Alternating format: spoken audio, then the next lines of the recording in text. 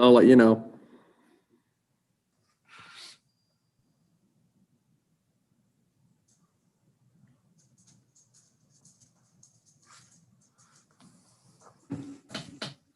All right, we're live.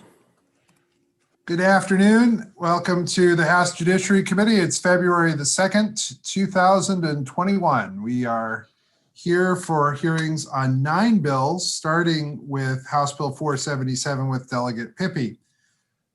These bills are all going to be 3 and 2, so 3 minutes for the sponsor, 2 minutes for any witnesses, and we will try and do most of the witnesses all together with the sponsor where we can.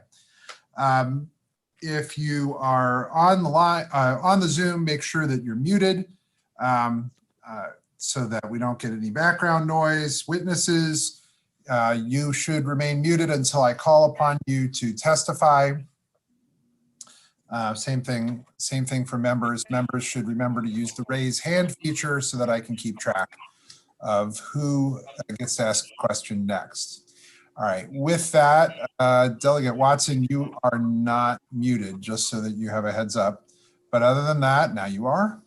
We will go ahead and begin with House Bill 477 and Delegate Pippy. Thank you, Mr. Chairman. Good afternoon, Chairman Clippinger, Vice Chair Atterbury, members of the Judiciary Committee. For the record, my name is Delegate Jesse Pippy. I am here today to present House Bill 477. This bill simply allows court orders dealing with cell site simulators to be processed electronically by secure fax or email. Currently, all other court orders are permitted to be processed electronically in addition to in person. The 2 main arguments for this legislation are the following. The bill is procedural in nature and does not change any substantive law dealing with the use of cell site simulators. 2, the bill would help streamline a procedural process and, more importantly, during a pandemic, would help prevent the unnecessary in-person interactions dealing with application or approval when all other court orders can be processed electronically. Thank you for allowing me to present this bill, and I ask this committee for a favorable vote.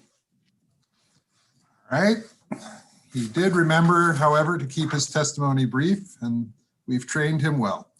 All right, so we'll go now to the witnesses in favor. There are 2, Scott Schellenberger and Steve Kroll. 2 minutes, please. Mr. Schellenberger.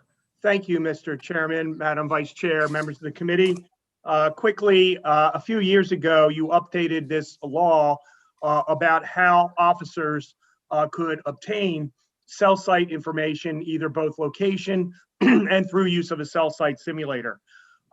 Before that, you updated the laws of search warrants that are very much like we see today, this bill today, and that is we've been obtaining search warrants through electronic means for some time now.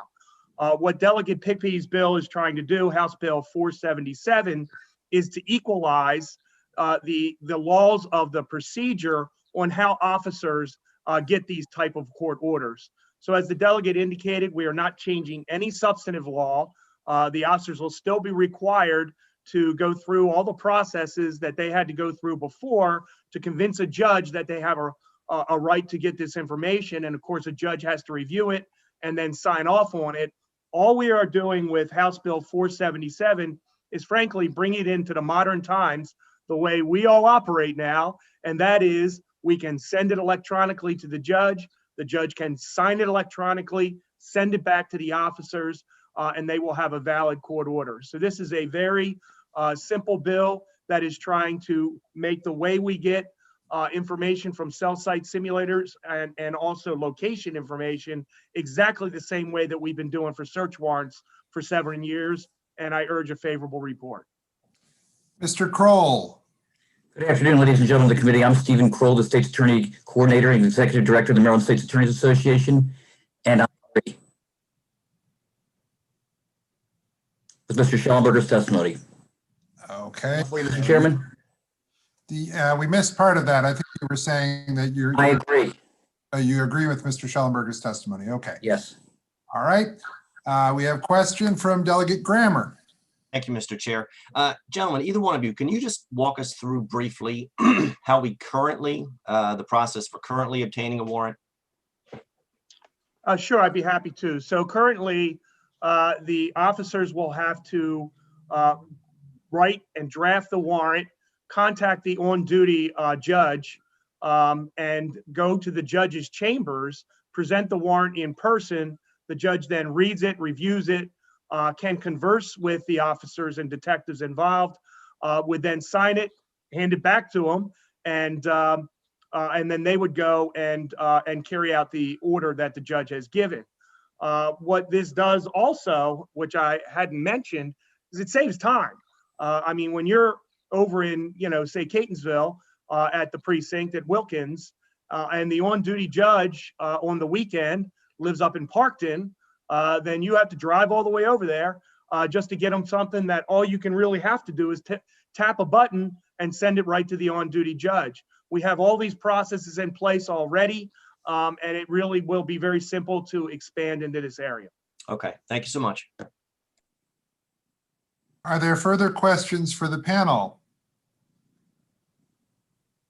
And Delegate Clippinger, I hope you noticed I have Natty Bow over my right shoulder. I should have looked at my background first. That's the people on Brewers Hill will appreciate that back home. That's just fine. All right, Delegate Cardin, now that you said something about National Bohemian. No. Just thank you very much, Mr. Schellenberger and Mr. Kroll. I look forward to hopefully supporting this legislation. Is there any other issues with other kinds of warrants or quasi-warrant type things that we might want to include in this so that you don't have to come back every year? It seems like this should have been able to be done administratively. I'm not exactly sure why the law kept this out. Well, actually, you updated Criminal Procedure 1-203, which is right before this, a couple of years ago. And that's where I believe Delegate Pippy got the idea. We now do it with search warrants, and now we want to expand into this other area. Honestly, other than search warrants and the specific cell information, I really cannot think of anything else. We are going to be talking about wiretaps in a few minutes, but that is one thing that honestly I don't think we could do electronically because, well, I mean, they could probably be done by way of Zoom, but typically wiretaps would be very different than these type of court orders.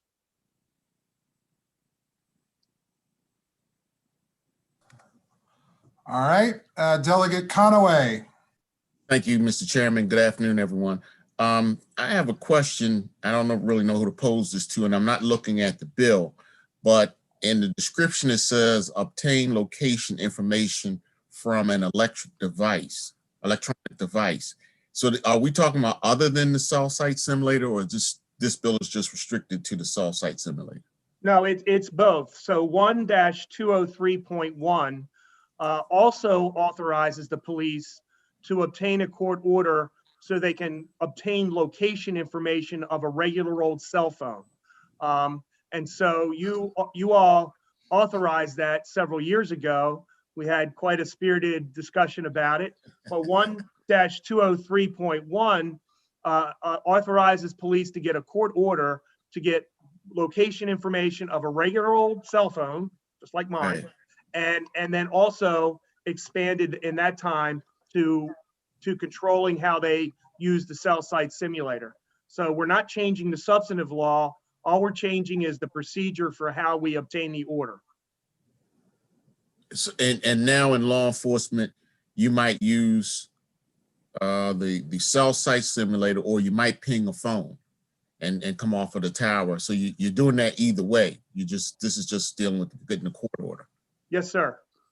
All righty. Thank you very much. Delegate Deborah Davis and then McComas. Thank you, Mr. Chair. My question is, it piggybacks on Delegate Cardin's comments. Why isn't this done administratively? Well, honestly, there are some jurisdictions who are doing it this way, but then there are some jurisdictions that feel like unless it's specifically authorized, they feel like they can't do it this way. So what Delegate Pippy, I think, is trying to do is standardize it across the entire state to allow for it to be done electronically. And it's frankly, because it's in the search warrant statute, we felt like it should belong in this statute also to have mirror images.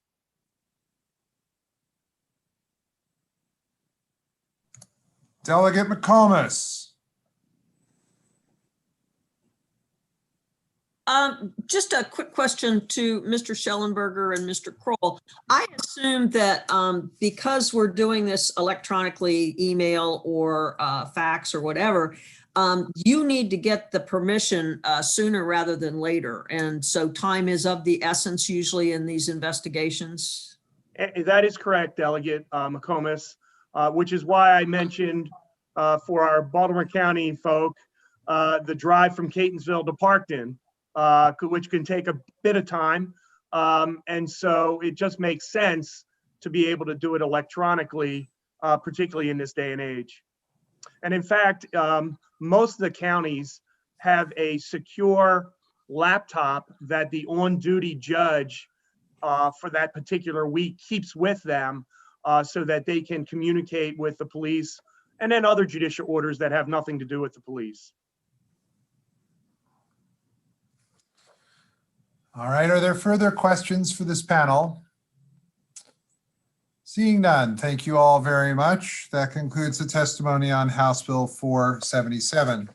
Before we go on to the next bill, which will be with Delegate Barron, House Bill 42025, I understand committee this year, our pages, who we would normally be able to embarrass and torment in the committee room and give them a gigantic round of applause, are now just watching us virtually. And I understand that one of the pages, who goes to a absolutely wonderful high school in the great city of Baltimore called the Baltimore Polytechnic Institute, his name is Ezra Kay, and he is watching us this afternoon. So we certainly want to recognize him and his virtual paging that they are doing this year.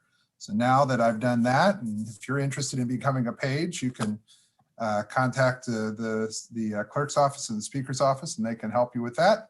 Now that I've done my public service announcement, we can go to Delegate Barron and House Bill 425. Delegate Barron, let's go over here.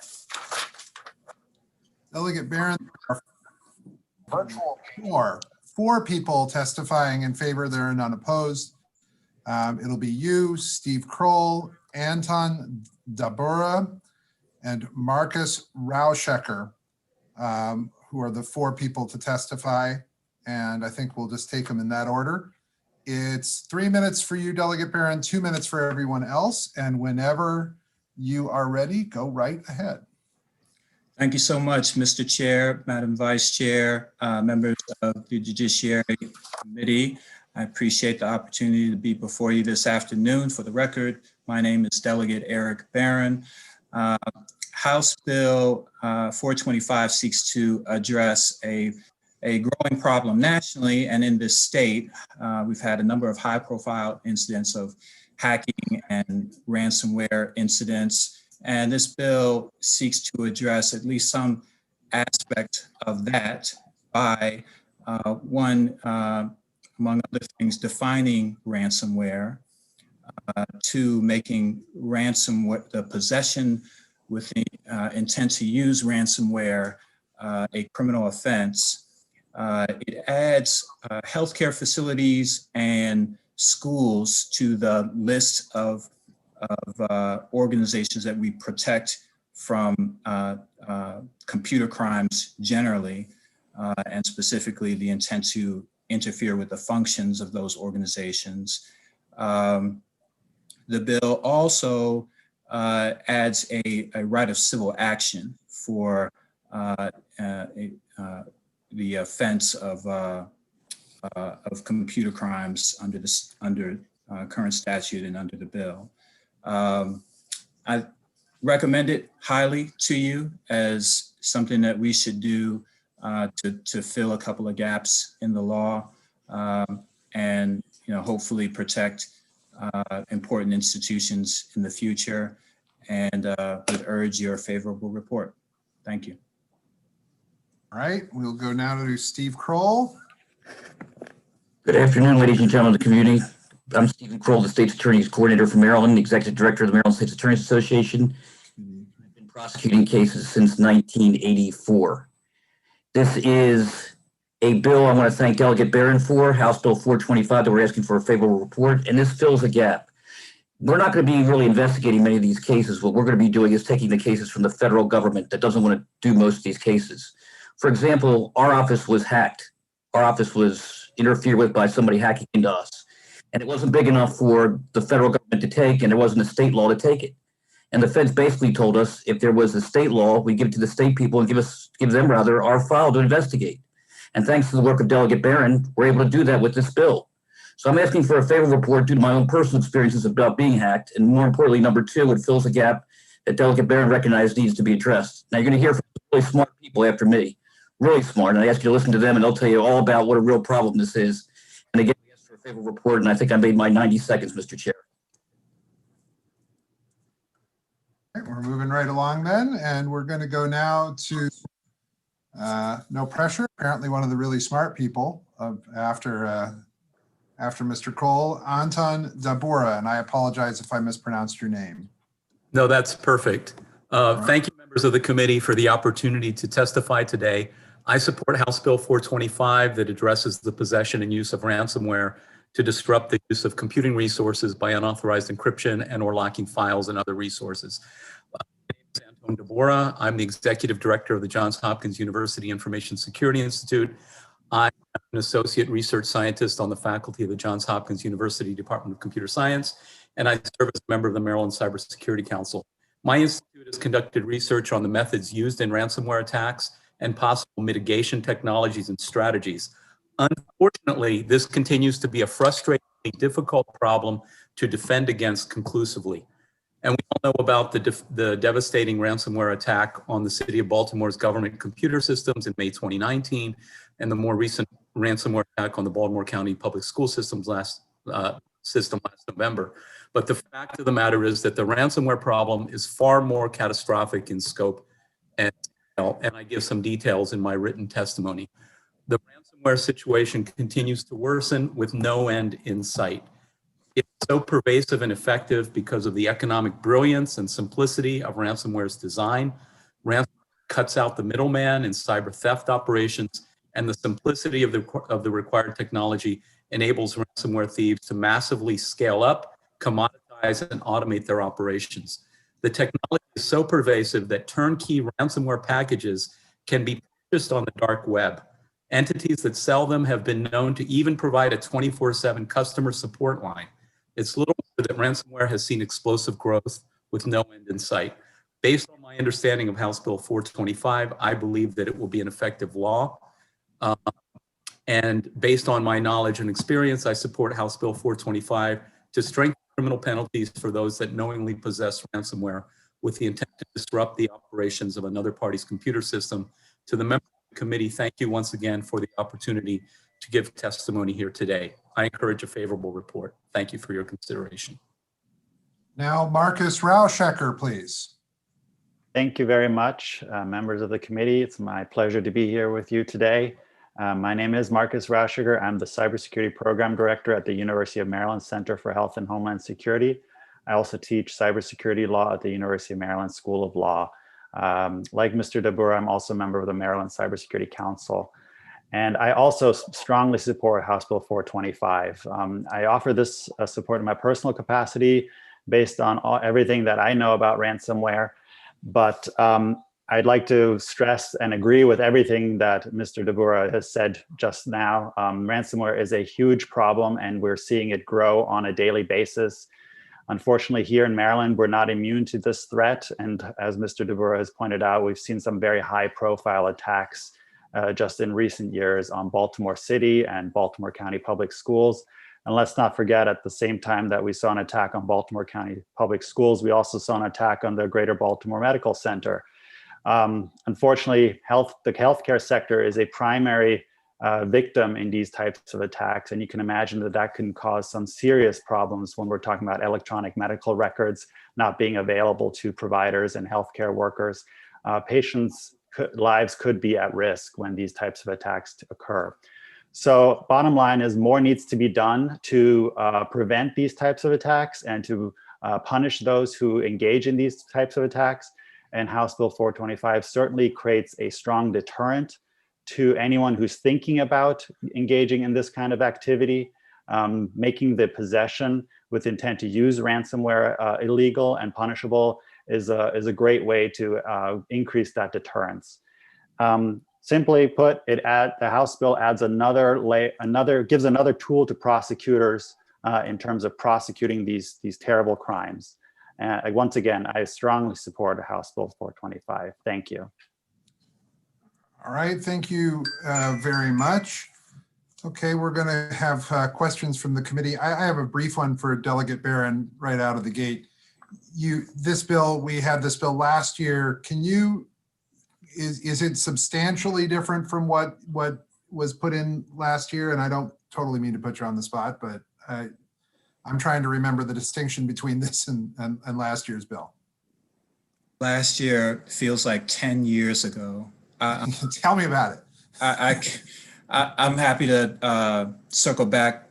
I'll look again. It's fine. I wanted to get that out of the way. That's all right. Okay, we're going to go to 3 questions so far. Delegate Grammer, then McComas, then Cardin.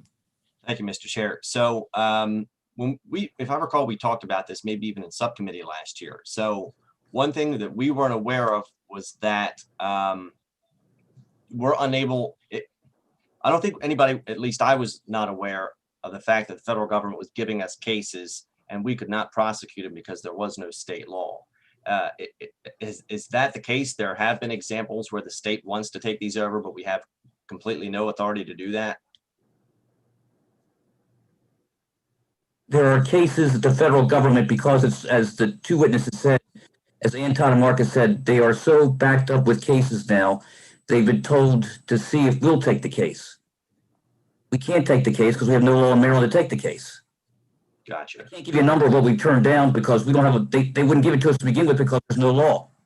Understood. Possession with intent to distribute.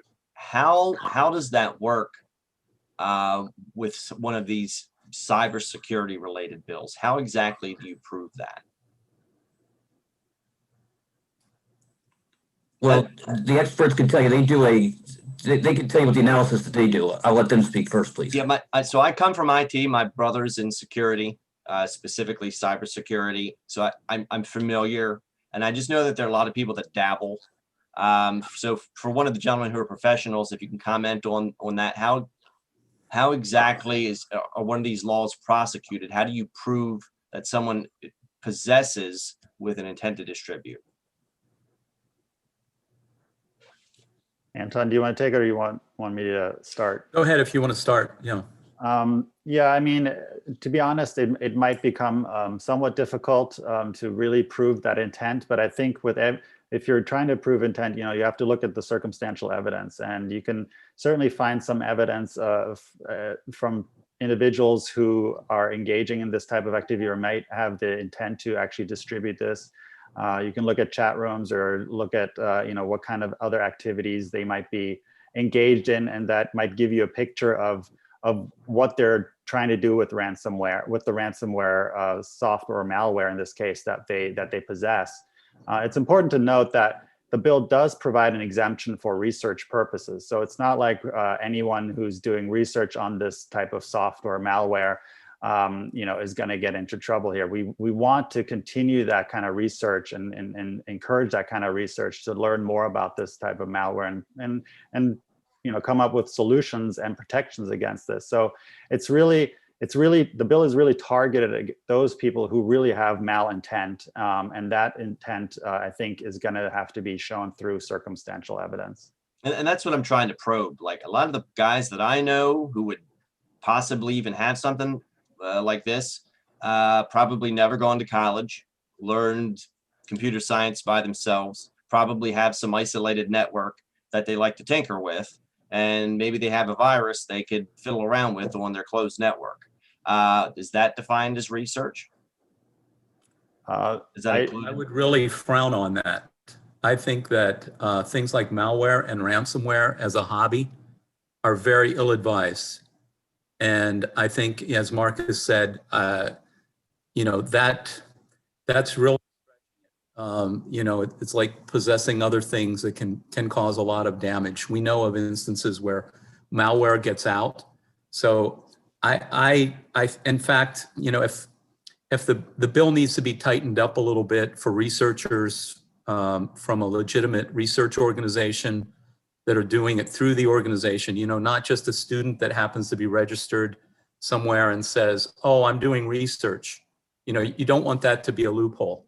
So, but, you know, places like the University of Maryland or Johns Hopkins, you know, we perform legitimate institutional sanctioned research on technologies like this. It's very different. So I think it's a legitimate point, but I don't think that we should accept that people are going to have serious malware from the dark web just hanging around on their laptop because they wanted to play around with it.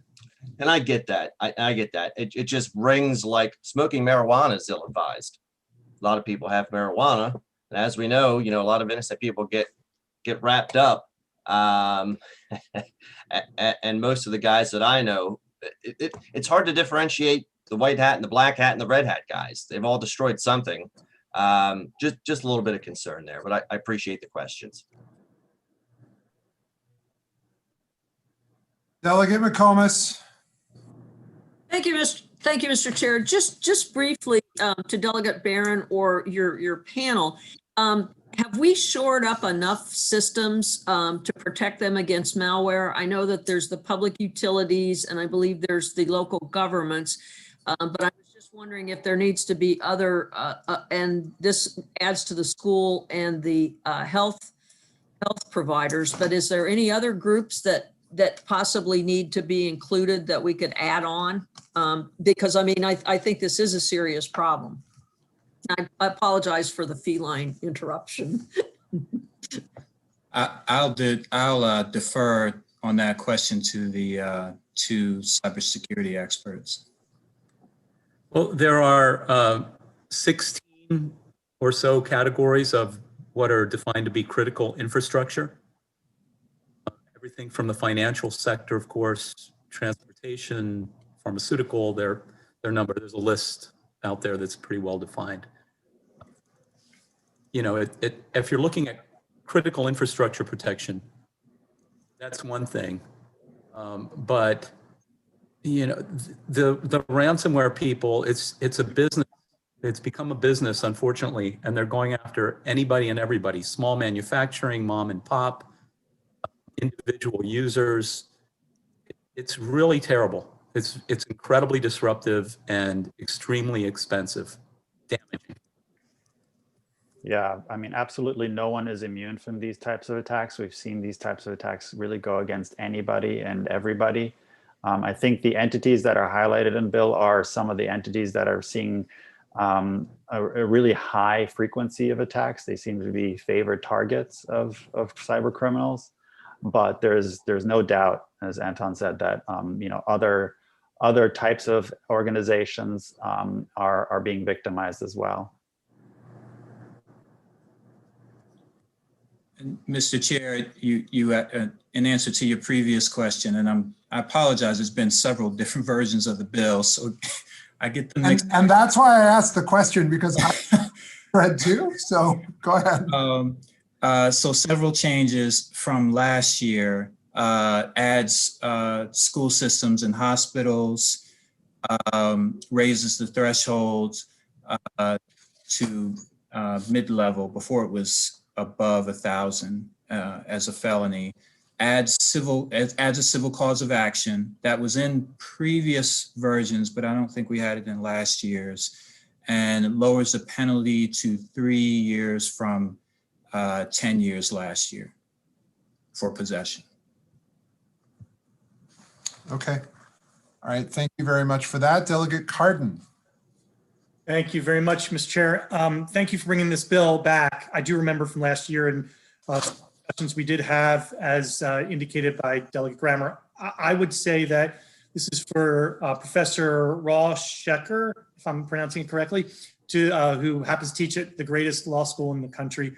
I think you ought to think about language to make sure we are not putting in harm's way people who are actually legitimately trying to research or find out how to combat these, whether it be from an academic perspective or from a contractor perspective, maybe contracted by the federal government, because we certainly want to be able to enable those people.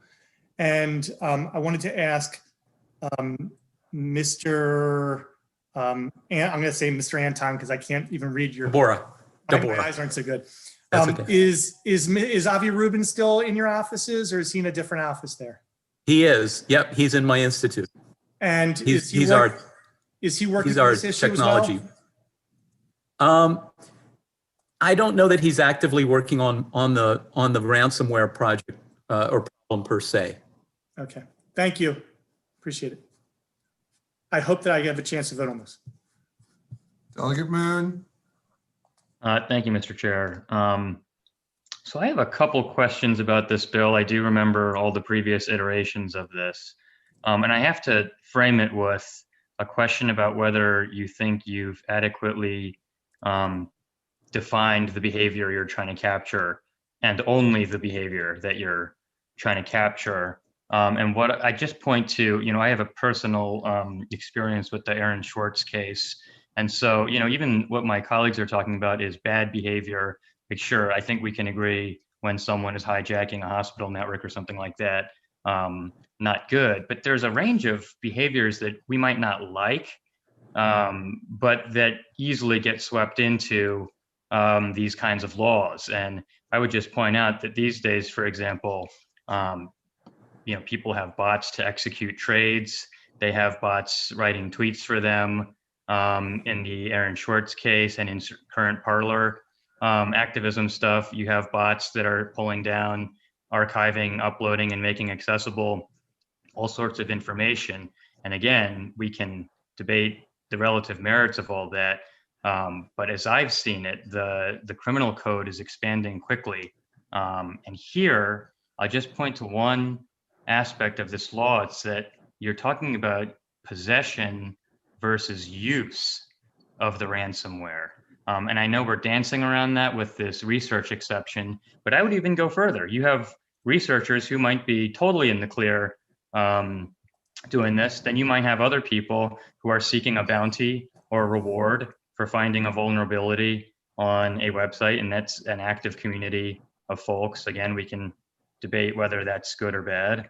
But 3 years in jail, I guess, is where I'm wondering, A, if you could comment on whether that's appropriate for possession versus use, and if the state's attorneys could speak specifically to the types of cases they're purporting to have to drop because of a lack of this provision in law. I'd be curious, are the people you would seek to charge ones who have used ransomware and you've caught them, or have they been in possession of ransomware? And if so, I guess I'm curious to hear more about that dynamic. Sorry for the long-windedness of that question. Delegate Moon, thank you for the question. It's a good one. I listened to the spirited debate, and Delegate Grammer, and you led that spirited debate last year about not putting innocent people or people who are not really involved. But I think there's a real line, I think the experts will tell you, between somebody who is fooling around or having simple possession of it and actually using it in a malware kind of situation. At first, we thought anybody who had it should be using it for ill-fated purposes. But there are certain malwares, the experts will tell you, is the only reason you do have it is for ill-fated purposes. And that's our concern right there. We can't really relate it to drugs, I hate to say it, because it really is apples and oranges different. When you have certain malware, the experts will tell you, there's only one reason you have it, and that's for bad purposes. What we're turning down is cases we never get, because we don't have a law. So the feds aren't looking to us because we don't have a law to take cases to begin with. And all we're asking for a chance to get the cases that they won't take or don't think they want to take, that we should at least look at it from a state point of view to try to deter conduct. But Delegate Moon, your question is a very good one. How do we draw the line between, as Delegate Grammer, you argued last year when I listened to it, the simple possessor who's just not using it for malware purposes compared to the person who wants to do long-term damage? And we recognize it. And if we need to tighten the statute up, meaning definition-wise, I'm willing to work on it to do it, because I think it's that important we have a state law to stop the behavior that is ill-fated and bad. If I might add to that, I really appreciate the question, Delegate Moon. I actually taught the Aaron Schwartz case just last week in one of my classes, and we obviously talk a lot about cyber crime legislation and whether or not, as drafted, the existing legislation is sufficient and appropriate. I think one of the great things about House Bill 425 is that it actually has gone through various iterations, and the definition of ransomware as contained in the bill has been revised a number of times over the years. And I think where the bill has landed now is actually a pretty good definition of ransomware, and will ensure that the bill, that this law is very specific to ransomware and isn't too expansive and potentially includes other other activities that aren't understood as ransomware. And so that would be a comment I have on that issue. I think the other thing is that you mentioned the punishment can be quite significant in terms of what the bill is saying right now. I think it gets back to this question of deterrence, given that the ransomware is such a huge problem and that it's a growing problem, and that it is really the fastest growing area of cybercrime, and we're seeing so many cases. I think there is a need to really make a statement to say that if you are thinking about engaging in this kind of criminal activity, there are significant consequences to doing so. And I guess I'll leave it at that. All right, Delegate Conaway. Thank you, Mr. Chairman. Thank you, panel, for coming in to testify. I think coming at this bill from a different perspective. I was around when they had the 166 speed and 350 speed computers, and we had basic COBOL and RPG2. Once you get a computer, you expect to get your malware disk and your antivirus disk. So you think your computer is protected. The thought process for my time period was you would try to, or a genius would try to come up with a program to hack through the antivirus and malware program. And the agency that they hacked through, they would go to that agency and say, see, I'm an expert at computers, and therefore you need to hire me for your computer cyber team. So therefore, the person might be doing legitimate research by testing your cybersecurity to find faults in it. What you're really saying is we believe that we are secure when we have malware and antivirus programs, but we're really vulnerable. That's what we're really saying. So I'm saying it's illegitimate research for a person to be testing out your security when you are supposed to have a secure system. Anybody like to comment on that? Oh, thank you. I would say that it's possible, but extremely unlikely that a legitimate penetration testing organization, as they're known, would have actually some form of ransomware that they would. No, you didn't hear what I said. What I said was, I want a job from you. You telling me some kind of cyber expert. If I can break into your computer, that makes me the cyber expert, and you need to hire me. Would you agree with that? I wouldn't want you to try to break into my systems. That's not how typically cyber experts are hired. Oh, okay. Not anymore, you mean? No. None of our students would be hired that way.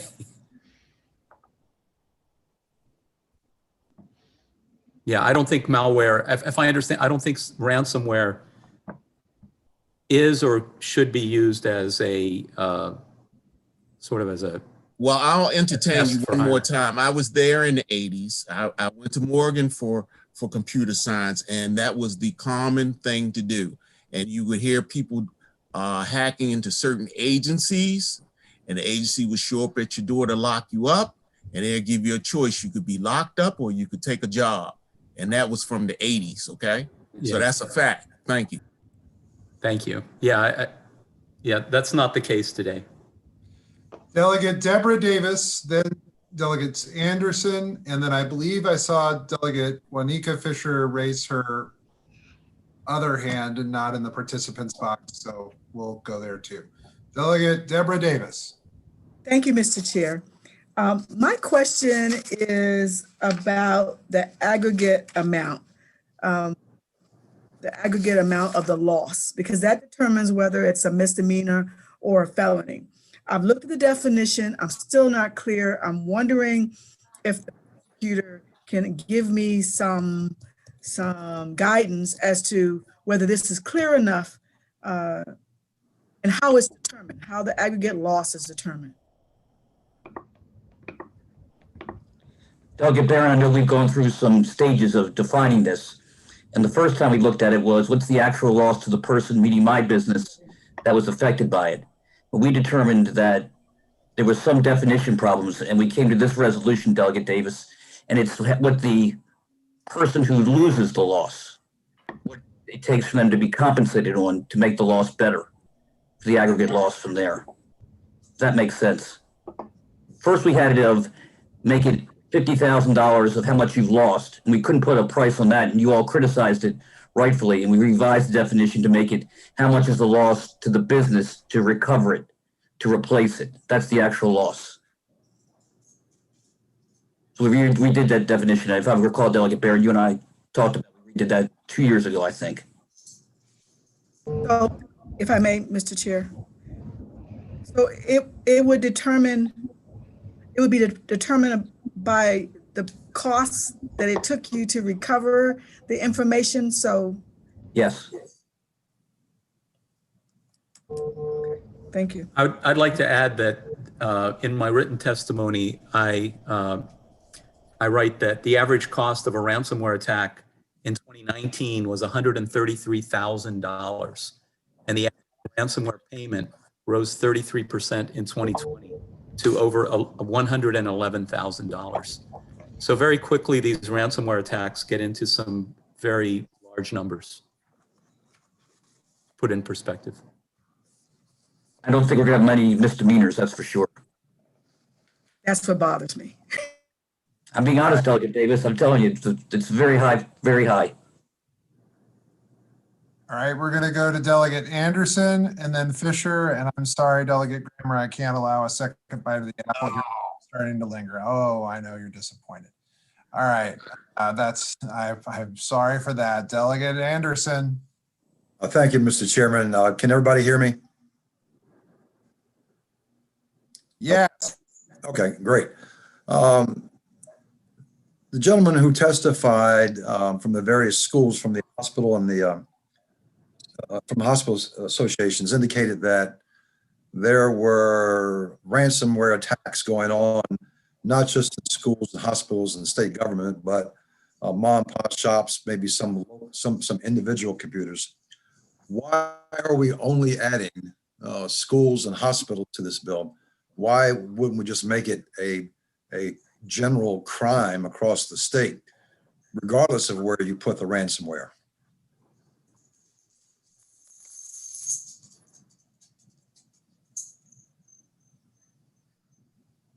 Hello? If it's a question for me, I mean, it's the reality. The attacks are across the board. Right. Anybody that's connected to the internet, anything, no matter how large, how small. Right. I get that. And what I'm asking is, if that's the case, then why wouldn't we put penalties for any across the board attack as opposed to just limiting it to the additions that you have in the bill, schools and hospitals, in addition to state government? Why wouldn't we just make it across if you attack anybody, whether it's a gas station, fire department, a private computer, school, hospital, whatever? Wouldn't that be more comprehensive? Delegate, if I may, I would consider that a friendly amendment. I think we were just working with the structure of the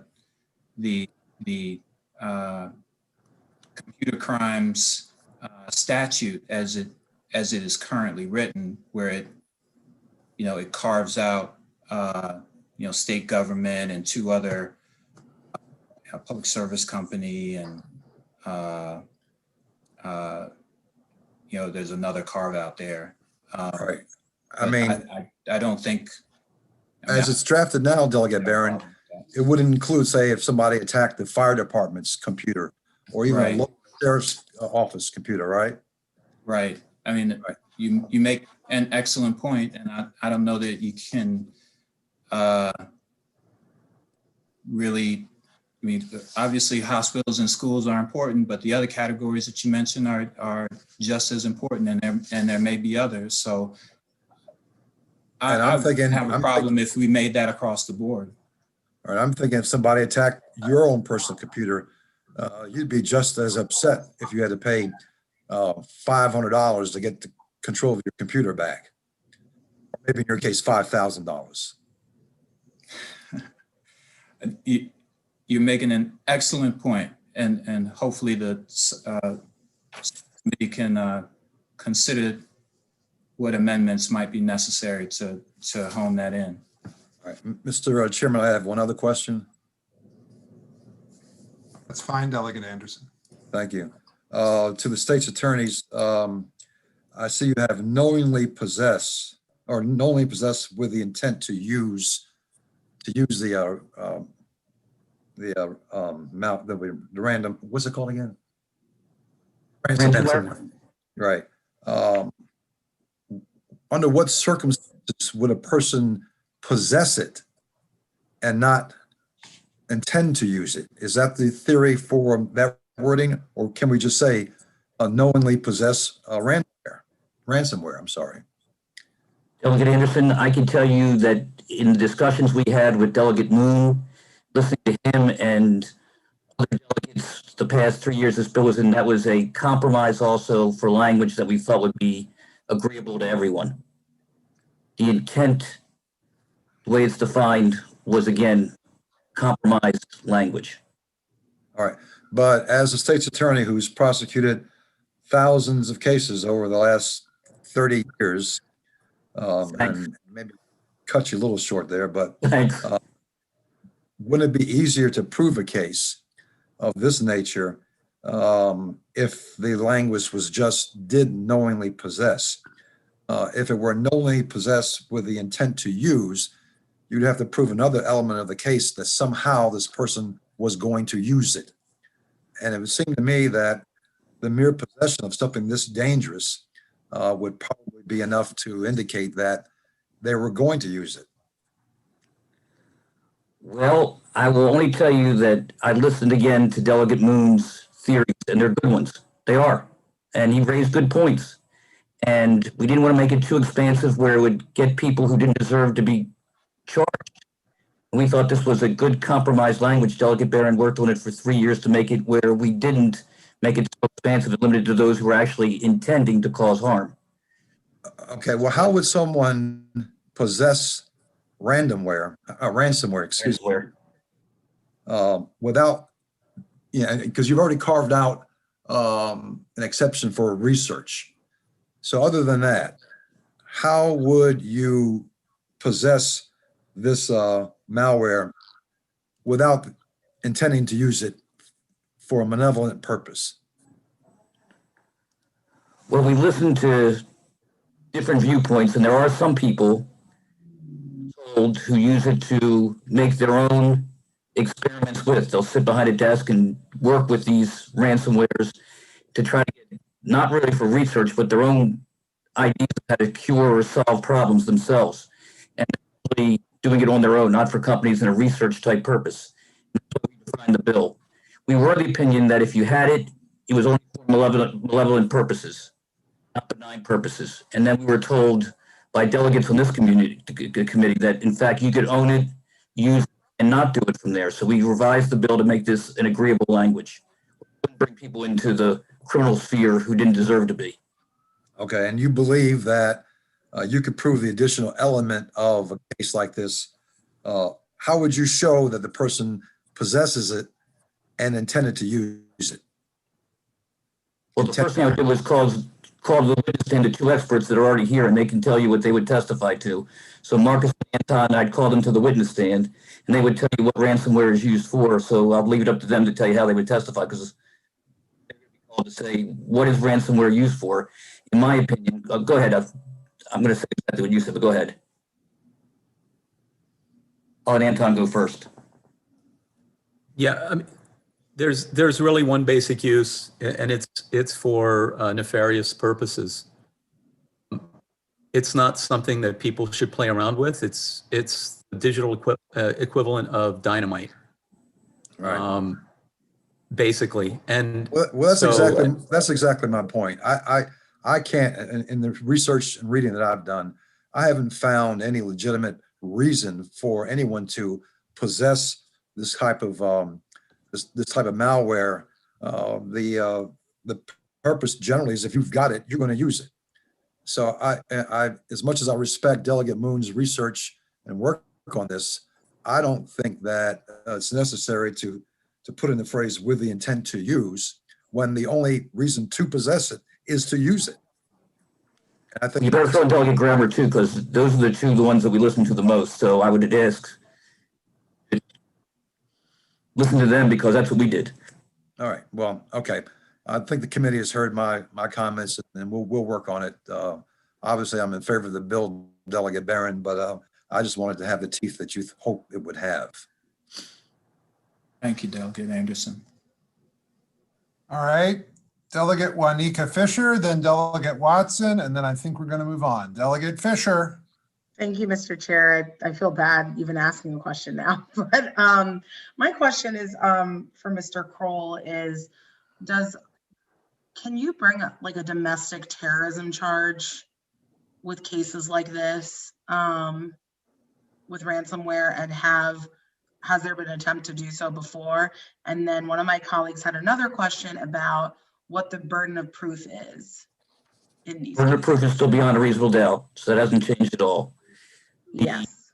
Domestic terrorism part, I never looked at it that way, to tell the truth, Delegate Fisher. I've not researched that part from there at all, so I can't really answer that. I don't know right now, but I'll be happy to get back to you and tell you, but I'm not. Yeah, because I think someone that's attacking a hospital or our school system or Baltimore City, to me, that's domestic terrorism. And I would just be interested on how these laws would intersect. I will find out. It's an interesting question. All right, Delegate Watson. Thank you, Mr. Chair. This bill was voted favorably out of the Cyber, IT, and Biotech Joint Committee by Senator Lee. And just wanted to say there are many cases where someone would have access to this malware and not have an evil intent. I mean, the companies like Kaspersky and Bitdefender and McAfee who make their living, and Norton make their living on defeating these things, all have these things. And you can't just say it's for a just a research purpose. But there are folks who have their own systems set up at home and introduce these malware things, and then their whole desire is to figure out a way to resolve these. So this is the world I live as an IT consultant working with NSA. So I will state that I like the bill in its current form. My question is for the delegate. We always talk about systems being impacted and infected, but what about, and I go back to, I think Delegate Anderson brought it up, individuals. As we use technology more and more, there are many people who have their own networks at home, many people who have their own servers at home, and their own hard drives with all kinds of data. I have one myself. But if somebody were to target me, would this bill be applicable in its current form? Because I wouldn't be classified as a big system or some public utility company or school or facility. Would this protect me? So I think it would protect you, but to the point that Delegate Anderson was making with respect to the provision that seeks to protect the functions of institutions, that doesn't just apply to ransomware. It applies in the statute, as I understand it, to all computer crimes. And we were working within the structure of the statute as it stands, but certainly you and Delegate Anderson make a good point that this maybe could apply or maybe should apply across the board. And I would consider, whatever the committee and the subcommittee wants to come up with, I would likely consider that a friendly amendment to the bill. Okay, thank you very much. And I would just add, if I may, when you're amending, keep in mind that these are computers too. So someone takes over my mobile device, my phone, I would just encourage that it not be restricted to computers as we think of, so that there's no debate of, well, really, and your toaster may have, the Internet of Things. Those are all computers. So somebody could take over devices in your home and demand a ransom. So That's a very good point. I don't know what the current legislative definition is of computing device, but we may need to look at that and to adjust for current state of technology. So thank you for that comment. All right, Delegate McComas, I don't think this is your second bite at the apple on this bill, but go ahead for what I'm sure is a quick question. Delegate McComas, no, don't mute yourself now. I made the joke. Delegate McComas. I'm sorry. You're right. If we list the different systems, let's say the schools and public facilities and everything, we list them out. Now, is that a problem, so that because we listed certain things out, that then they're going to say, well, gee, you didn't include other things? Let's say the legislative computer system. I mean, somebody could hack into ours and we'd be, sitting around not doing much of anything in our mask. And social distancing. So I guess what my concern is, and this is really a legislative, what do I want to say, draftsman's question, is that a problem? So that we're better to keep it broad and general, so it includes the systems, but also the personal computers and systems people have. Well, I can answer that question, Delegate McComas, and that is, we really looked at this bill when it started out with just big businesses, and then we looked at everybody, and we got feedback that said, don't look at everybody, just look at big businesses from there. If you list the businesses, the bad people will invent new systems and new businesses to do if you just name certain ones. So we make it big, then we interfere with what Delegate Moon and Delegate Grammer are worried about, the individual person who's trying to do something with the malware.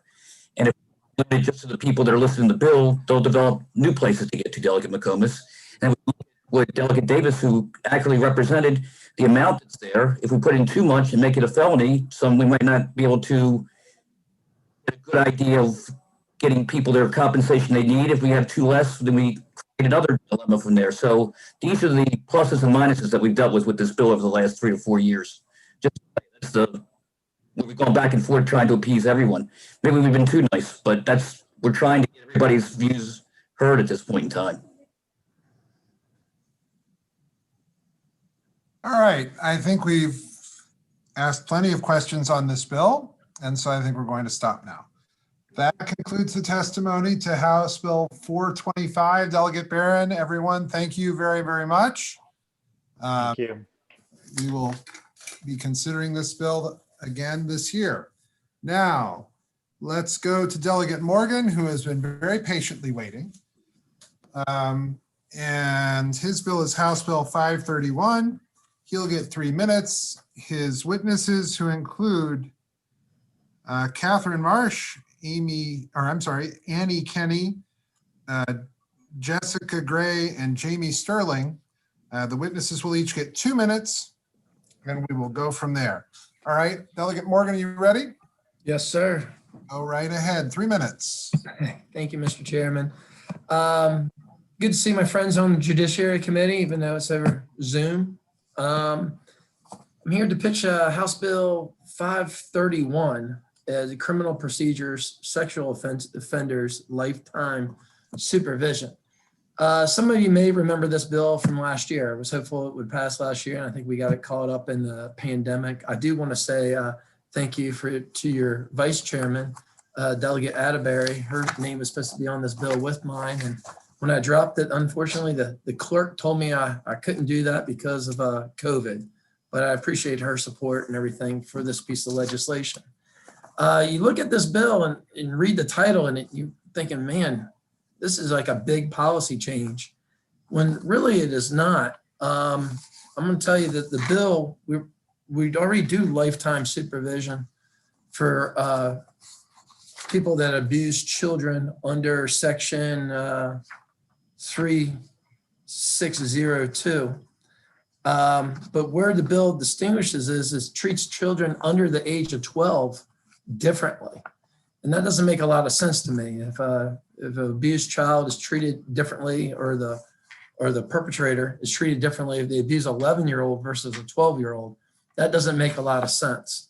So I'm a big fan of fiscal notes, but sometimes it is easier to read the legislation.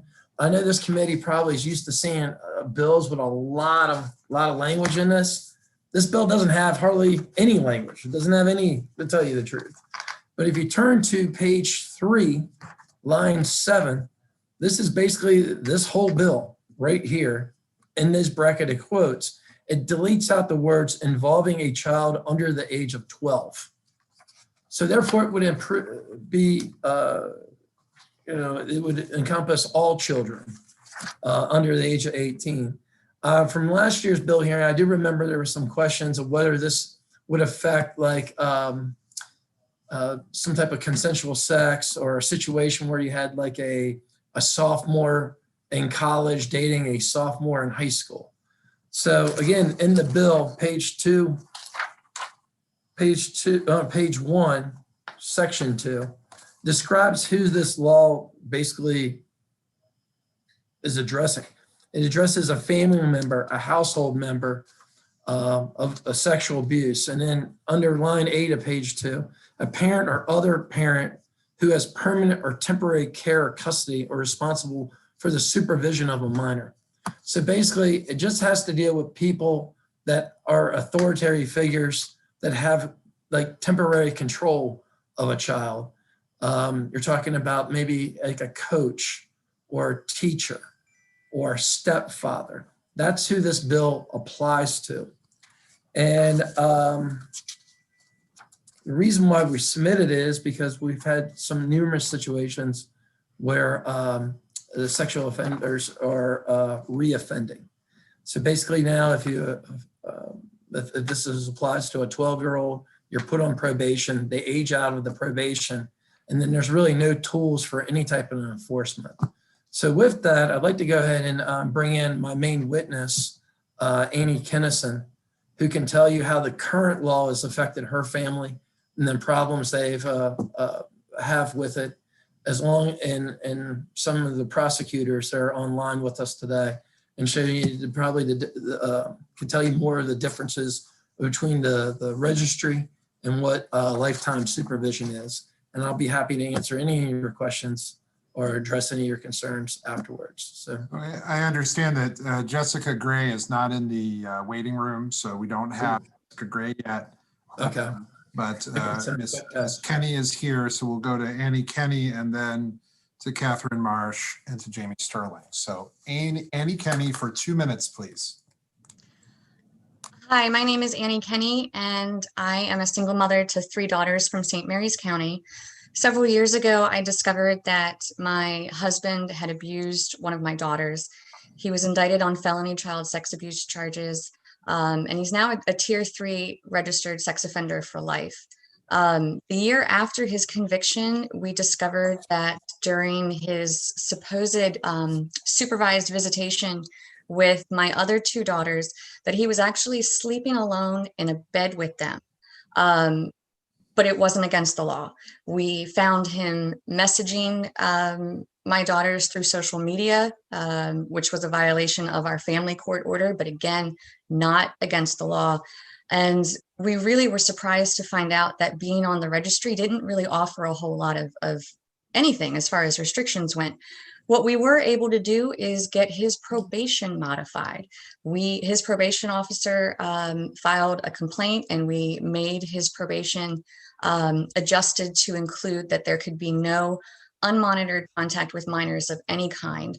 But his probation from his conviction actually ends in 1.5 years. So theoretically, in 1.5 years, there would be no ability to put those restrictions on him at all anymore. The window has passed for him. It's also worth mentioning, though, that he has reoffended. Several weeks ago, he was arrested for allegedly molesting 2 other young girls. So I don't know what the future holds for him anymore at this point. But the bottom line is, we don't know how they think. We don't know what's coming next. And the idea that we should ever assume that they are safe or no longer a risk to children or society is just wrong. Last night, I actually had planned on preparing a very eloquent testimony, but instead my middle daughter was in the midst of psychiatric distress. She actually was taken to the hospital by the police. She's 11 years old and she wishes she were dead. The pain that comes from this type of trauma is lifelong. It goes forever. I don't know if she will ever feel okay. I don't know. You know, our home is just filled with so much hurt, and I can't eradicate it. I cannot love this trauma out of my children. And the idea that we are not doing absolutely everything possible to try to keep an already convicted offender away from children going forward is just, it's horrifying to me. It really is. Kenny? Yeah, are we done? Thank you so much for your time. Thank you very much. All right, we'll go to Catherine Marsh for 2 minutes, please. Thank you. Good afternoon, Mr. Chair, Madam Vice Chair, members of the committee. For the record, I'm Catherine Marsh, Special Counsel and Assistant Chief of the Special Victims Unit for Prince George's County, and I'm here also on behalf of the Maryland States Attorneys Association. In 2017, this legislative body determined that survivors of second-degree sexual assault and second-degree rape should be treated the same under the law and created one second-degree rape statute. However, the law governing lifetime supervision was overlooked when this change was made, and lifetime supervision still provides a different and reduced standard of supervision for cases involving second-degree sexual assault as opposed to rape. I do not believe that this was the intent of the legislative body when it determined that all survivors were entitled to the same justice for these violations. House Bill 531 would correct this oversight. This bill also ensures that all victims of sex abuse of a minor, a criminal act designed to hold accountable members, caregivers, and individuals in position of authority who violate the sacred position of trust and sexually abuse a minor, are provided the same justice. As the law stands now, lifetime supervision is only applicable if the victim is under the age of 12. 15% of all sexual assaults are committed in this country are committed against victims between the ages of 12 and 17. They are excluded from lifetime supervision protections. You will hear shortly, I know Ms. Sterling is going to address some of the statistics with regard to community supervision, but what we have learned is that community supervision and probation actually reduces recidivism. And that's the goal we all want, and a security that we should be able to provide all of our victims and the members of this community. And I urge a favorable report for this bill. Jamie Sterling, 2 minutes, please. Thank you, members of the committee. My name is Jamie Sterling, and I'm an Assistant State's Attorney for Anne Arundel County. I actually met Miss Annie Kenny because I prosecuted her case in St. Mary's County. And after I prosecuted the case involving her daughter and her husband. We moved on after the convictions and we got to the point of probation. And it was astounding and alarming that the father who had been convicted was now attempting to groom the younger children. And so based upon that contact, which she explained that he was allowed to have, we decided to modify his probation to exclude his ability to have any further contact with them. But it is alarming, but it's not, because these are the type of things that occur with sex offenders. What we know is that sex offenders have 70% of child sex offenders have 1 to 9 victims, and 20% have 10 to 40 victims. They reoffend again and again. And in fact, 90% of children who are victims of sexual abuse know their abusers. 30% of them are by a family member, and 60% is by a person the family trusts. The really alarming number today, because of the COVID restrictions, is that 71% of sexual assaults on children between the ages of 12 and 17 occur in a residence. If you can imagine what is happening right now, where children cannot go anywhere, they cannot go to school, they don't have anywhere to go, anywhere to report anything, those numbers are probably going to increase significantly. The other alarming number with that is that that age range is not covered in this bill. And I think it was an unintentional loophole. The fact the criminal charge of sex abuse of a minor includes all minors, but does not include children between the ages of 13 and 17, I believe was just something that was overlooked, and we're asking you to change that, that loophole. 1 in 4 girls and 1 in 6 boys are sexually assaulted before the age of 18. And 67% of all those victims reported that sexual assault were under the age of 18. The average number of victims for a non-incestuous pedophile who molests girls is 20. For pedophiles who prefer boys are 100. All of these victims who are 18 years old or under the age of 18, 35% of them are under the age of 12. And the percent that we're missing is the 66%. And that's the 12 to 17. Thank you. Thank you very much. Are there questions for this panel? I think we've got everybody, yes. I see the vice chair. We'll start with the vice chair, then Delegate Griffith, then Delegate McComas. The vice chair.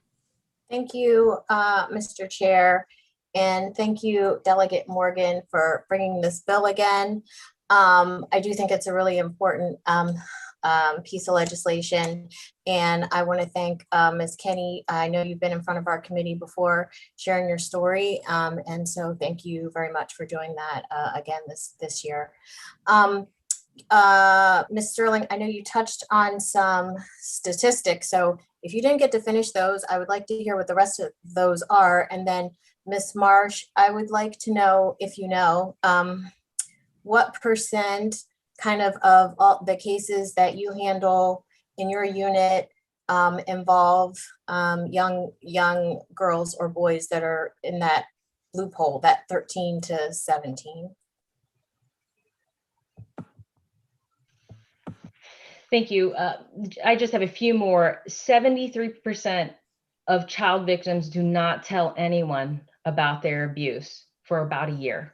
45% of those victims do not tell anyone for at least 5 years, and some don't disclose at all. So the numbers that we have based on recidivism, and in addition to the offender rate, they're really grossly disproportionate, because we're only going off of the numbers that we know about, that we can account for. So these are the ones that are reported, where there's an arrest made, where someone is convicted and placed on probation. So these numbers are much more alarming. And approximately, what we do know, again, from what is reported, is approximately 2/3 of state prisoners convicted of rape or sexual assault offend against children. So this loophole is so important to protect children. They are the most vulnerable. And with sex abuse of a minor, it's not just an age base. Sex abuse of a minor means someone who is in the custody and the care of the child, meaning a household member, meaning a parent, a biological parent, a step parent, a priest, a coach, someone who the child trusts. So that is why we're asking you to consider this, the differentiation of this loophole. Thank you. And thank you, Madam Vice Chair. You know, I don't have the specific statistics for Prince George's County. What I can tell you just anecdotally, when we're looking at sexual abuse of a minor, the broad majority fall in the age range of about 12 to 14, 12 to 15. Oftentimes it'll be right when puberty starts is when, for some of the offenders, I guess they figure it's now okay to abuse the minor. What I can tell you nationally on average is it's 433,648 victims aged 12 or older every year that are victims of rape and sexual assault in this country. And those are the ones we're talking about that we currently miss because lifetime supervision is if they're 12 or younger. So we're missing this broad group. And that 15% of all sexual assaults where there is a criminal charge and conviction are between 12 and 17, and that's nationwide. Thank you. Thank you, Mr. Chair. Thank you very much. Delegates Griffith, McComas, and Cham. So Delegate Griffith, please.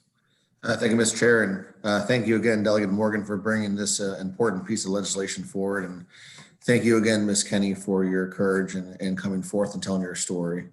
Delegate Morgan, just really quickly, could you please describe what lifetime supervision is? And could you tell us the difference between that and the sexual offender registry?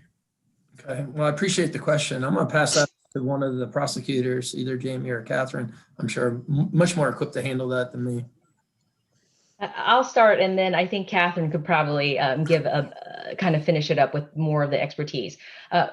Registration is really more of a directory. So the sex offender registry is something that we're mandated, a convicted sex offender is mandated, and there's different tiers based upon the type of offense. And they're only required to provide their photo, a recent photo, where they live, where they're employed, social media accounts, and they're required to give us any change of those things. So do they have a new address? Did they get fired? And they have to update those things.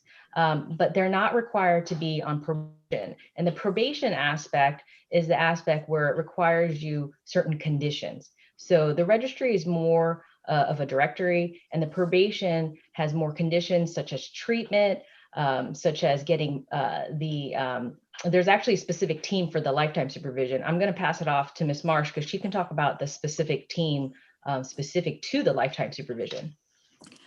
And thank you, Delegate Griffith, for this question, because I think it's one where oftentimes there's confusion between the registration and the supervision. And lifetime supervision is managed by the Sexual Offender Management Program of the Department of Parole and Probation. Under that program, an offender is to have sexual offender treatment and mental health treatment, whatever is deemed appropriate based on that point along their treatment path.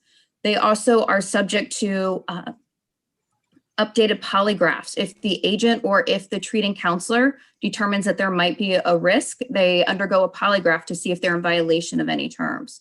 That depending on how behavior is at any certain point in time, they could be put on GPS monitoring.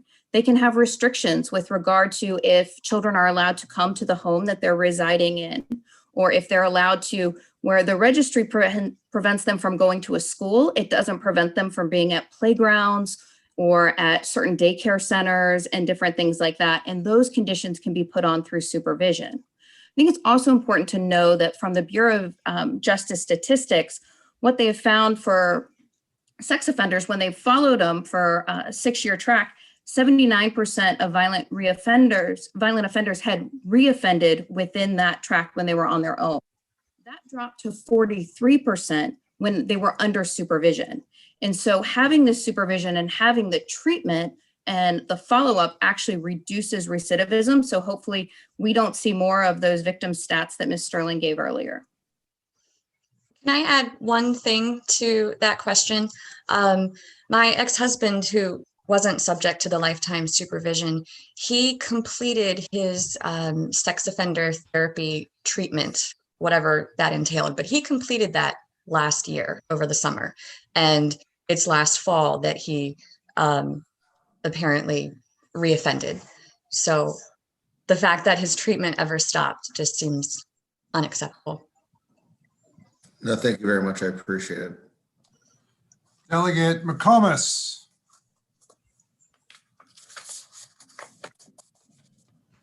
My initial question, I think, was answered in the fact that the lifetime supervision allows less recidivism than the registry. Is that fair to say? And it's significant, right? It's like over half.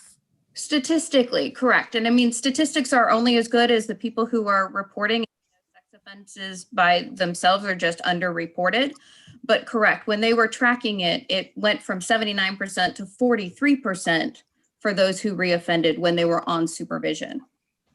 Just a quick follow-up. Is pedophilia very much like drug or alcohol addiction? In other words, if you have the disease or the condition, it's not going to go away with time. In other words, the only way it's going to be, you're always going to be a pedophile, and so you need to have the support system to make sure you don't reoffend. Is that fair to say?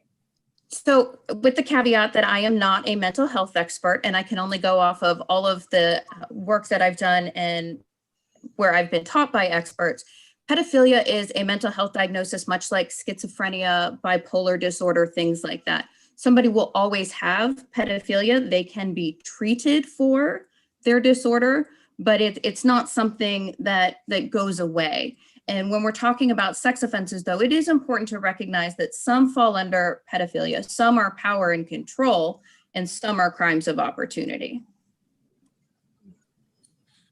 Thank you. Thank you. Delegate Cham. Thank you, Mr. Chair, and to the Vice Chair and members of the committee. Ms. Kinney, thank you for being with us today and sharing your story, as unfortunate as it is. My question to maybe Delegate Morgan or maybe a member of your panel is to clarify that the current Maryland law only requires lifetime supervision if the child is under the age of 12, but it isn't required if the victim is 13 years old or older. Is that correct? If you could kind of provide.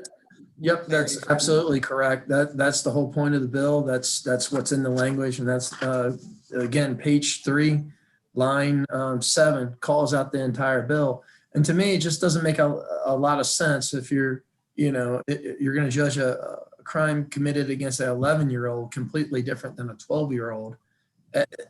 Actually, 2 children are too many, and that's what this bill is really designed to stop. Thank you. All children on par. So thank you for your question. I appreciate it. And if I can just add on that was a really great question. And Delegate Morgan, you're 100% right. And I kind of want to just share off of why we came up with this legislation, talking about Ms. Kenny's case. In her case, her daughter at the time of the offense was 15 years old. So in that case, although it did involve that custodial parent, that in the residence, that stepfather, because she was 15 versus one of the younger children, even though it is all sex abuse of a minor, he would not be under the guise or the order of this lifetime supervision. And the important aspect of that is that Ms. Kenny, she is one of the rare people who we meet. These victims who believed her daughter and who brought it to the authorities that day. In fact, when her daughter reports it, she literally is on the phone with her daughter while she's in the bathroom and it's occurring, and almost tricks her husband into staying there so that she could arrive. And then she calls the authorities. That almost never happens. And so for her to have taken action as immediately as she did, she's able to protect the younger children and hopefully anyone else, except for the law has failed us in that it didn't protect the 15-year-old. She doesn't have the same protections or the same assurances. If Miss Kenny was like most other victims' parents, she would not have gotten a divorce. So that 15-year-old would have had to come home over and over again to that same home with that dad not being under any kind of supervision. So if you can imagine the instances where the mothers or the other caretakers don't take this extremely brave step, those are also the victims we want to protect. We want to be able to protect those 15-year-olds who 5 years later, or the 13-year-olds who 5 years later have to face their abuser again. And as the statistics have shown, they reoffend over and over again. And that's what we are asking you to do. It's just common sense that someone is less likely to reoffend if they're under this supervised supervision. If they're being watched, then they're less likely to reoffend.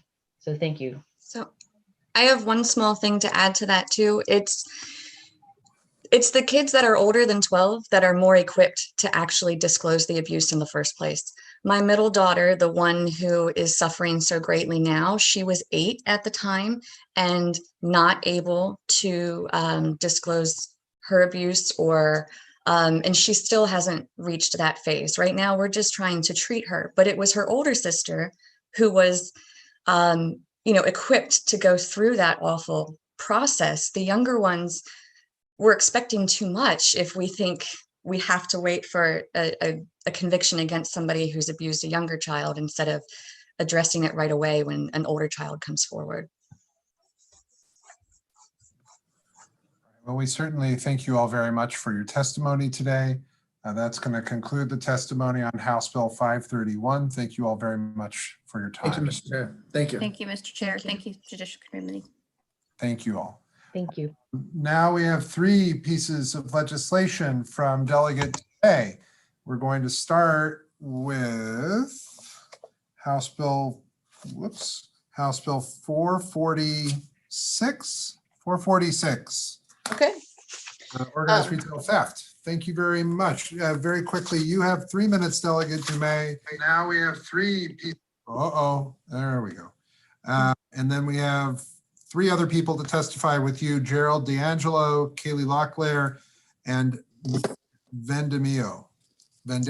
Sorry. They'll each get 2 minutes. All right. Delegate Dumais. Thank you very much, Mr. Chair and Madam Vice Chair. It's nice to see everyone on this committee again. The House Bill 446, entitled Organized Retail Theft, is a bill that I have introduced before, and it's gone through a couple of iterations. We think that we've addressed many of the questions that have come up over the last few years.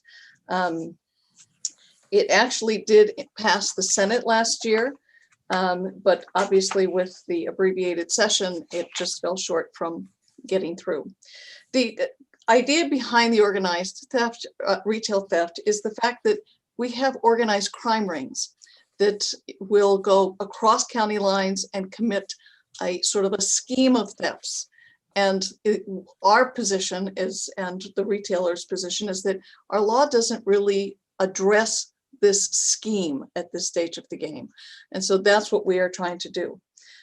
Organized retail crime in Maryland has increased in recent years. The crime rings, as I said, often operate in several counties. And so the bill is also trying to address sort of what do you do when it's across jurisdictional lines, and provides that, one state's attorney from one county could in fact prosecute for things that occurred in another county. So it defines organized retail theft as the commission, either alone or with one or more other persons, of a series of thefts of retail merchandise from one or more retail merchants with the intent to return the merchandise without the, with the intent not to return the merchandise. And they're going to try and resell it or trade it on their own. The legislation stipulates that multiple thefts committed by the same person in multiple counties under one scheme or continuing course of conduct may be aggregated and prosecuted in any county in which any of the thefts occurred. And finally, it requires that if a court finds that an individual committed organized retail theft, the finding becomes a part of the court record for the purpose of reporting to the Criminal Justice Information System repository. So that again, it's would be come up on their jacket, so to speak, that they had been involved in organized retail crime. So I would urge, because the others are more expert in this, I'm going to move on to the panel, and we hope that this is the year that we can pass this. It truly is an issue that really needs to be addressed, and to give prosecutors the tools to be able to take care of this sort of scheme and or continuing scheme. And with that, I think, Ms. Locklear, are you first? If that's all right with the chair. Fine, go right ahead for 2 minutes, Ms. Locklear. Honorable members of the Judiciary Committee, it's nice to see you all. My name is Kaylee Locklear, and I'm here on behalf of the Maryland Retailers Association in support of this legislation. As you just heard, our bill is merely clarifying allowing theft to be aggregated across jurisdictions that occur under one scheme or course of conduct. A scheme or course of conduct is already in statute, and it's already allowed in one county.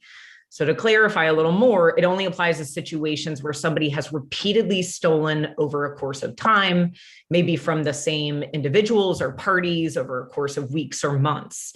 And if that is the case, then the state or the county can charge that person under that continuing course of conduct. And we talked about this before. We are not touching petty theft here. Again, this is a series of thefts that is repeatedly occurring. Organized retail crime continues to grow, helping to fund gang activity, professional theft rings, domestic and international crime rings, and it costs retailers more than $40 billion each year. But the cost isn't just felt by retailers. There is lost sales tax revenue, higher prices for consumers, and most importantly, I think, a health and safety aspect. In many cases, stolen food products, pharmaceuticals, and other consumables are not maintained under proper conditions or labeled properly. So when they finally do make their way back to unsuspecting consumers through illegal distribution channels, they may be ineffective, or even worse, they can cause harm to people. And last year, I talked to the committee about some examples with baby infant formula and over-the-counter drugs as examples. So I want to say thank you to the committee. I think I've met with almost everybody over the past year and in time. I'm glad to answer any questions you have and urge a favorable report. Thank you very much. All right, we're going to go to Mr. Vendemio, please. Matt Vendemio? You're muted, Mr. There. Vendemio. There you go. All right. Thank you for having me. All right. Can you guys hear me? Yes, go ahead. Okay. All right. Thank you. I just want to let everybody know that a lot of organized retail crime groups have been hitting in this past year. I can give you some good examples. These are groups, they're not the petty crime people that we're looking for. These are professional groups or even semi-professional groups from all over. A lot in the DMV, which have in DC, Maryland, and Virginia. Also, they come from New York City, Florida are some examples, South America, and European groups. In April of 2020, this was pretty interesting. Right in the beginning of COVID, a group hit an anchor store at the Wheaton Mall. They all gave fake names. They had fake IDs. With my contacts over in the United Kingdom, I was able to find out who they actually were, and they had several open warrants throughout the United States. They were stealing items, which my guess would be used to, for the organized retail crime stuff. In December of 2020, I had this would be a good example of a local organized retail crime. They were hitting a local drugstore in Olney, Maryland. They kept repeatedly stealing, and it was eventually kind of escalated where they were threatening to stab or threatening to beat the people who were stopping them. There was no loss prevention at this store, and these were just managers and employees that were working there. Came up with a gang plan, and we got pictures of the suspects. I had a district community action team sit on them, and they ended up catching them in the act. In the past, I investigated a large South American theft group who was stealing from malls, to include the Wheaton Mall, one of their anchor stores as well. The suspects were stopped by loss prevention and fought with loss prevention. This is all over perfume. This isn't one or two perfumes. This is all of the perfumes, or as many as they could grab. She was with her boyfriend, and eventually the boyfriend and her were beating up the loss prevention. The boyfriend ran away. I interviewed the suspects, and she gave several fake names through these fake Puerto Rican passport IDs that she had. She was booked under one of these fake names, and she was posted bond on that. When she was arrested, she threw car keys. The patrol officers, they found the fob to find the car, and I obtained a search warrant for that car and the electronics. Inside the car were materials to ship items to an address in New York City. Also plane tickets from South America with their real names. I ended up finding out who they were and put out the lookouts all over the country and saw that they were stealing all over the country and charged them there. ORC is here and it's a national and international problem. And I'm doing my best to arrest those responsible for this. Are there any questions? Thank you very much. We'll take questions from the committee. I don't see Mr. D'Angelo in the waiting room. So I have a question first from Delegate Juanita Fisher.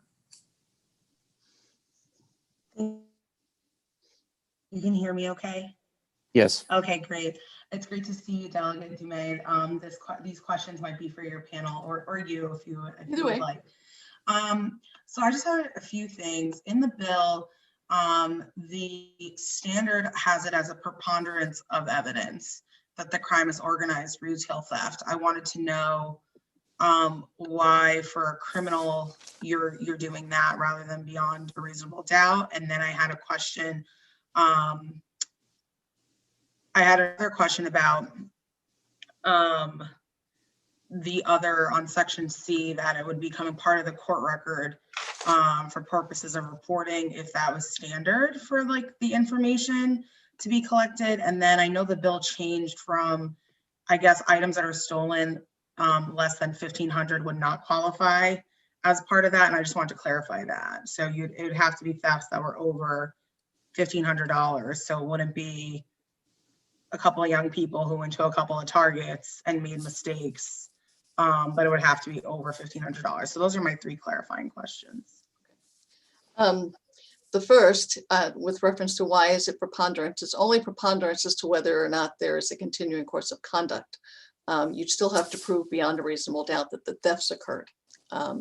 So that it's just changing the standard for making the determination that it was an organized retail theft.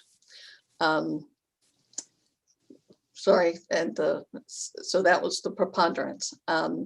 You are correct that we went up to the 1,500, moving the minimum theft from 1,000 to 1,500. And that's something that we have sort of addressed, or I've talked about before, because it was really one of the tenets of the Justice Reinvestment Act, which I was very involved in, to sort of lower the theft limit. But again, what we want to be sure is that at least for the organized retail theft, or although it's obviously changes the statute for everybody, is that we are not looking for, getting those that are, whether they made a mistake or they're, stealing, just the ones. We are looking to get sort of these rings that are occurring. And what was your third question?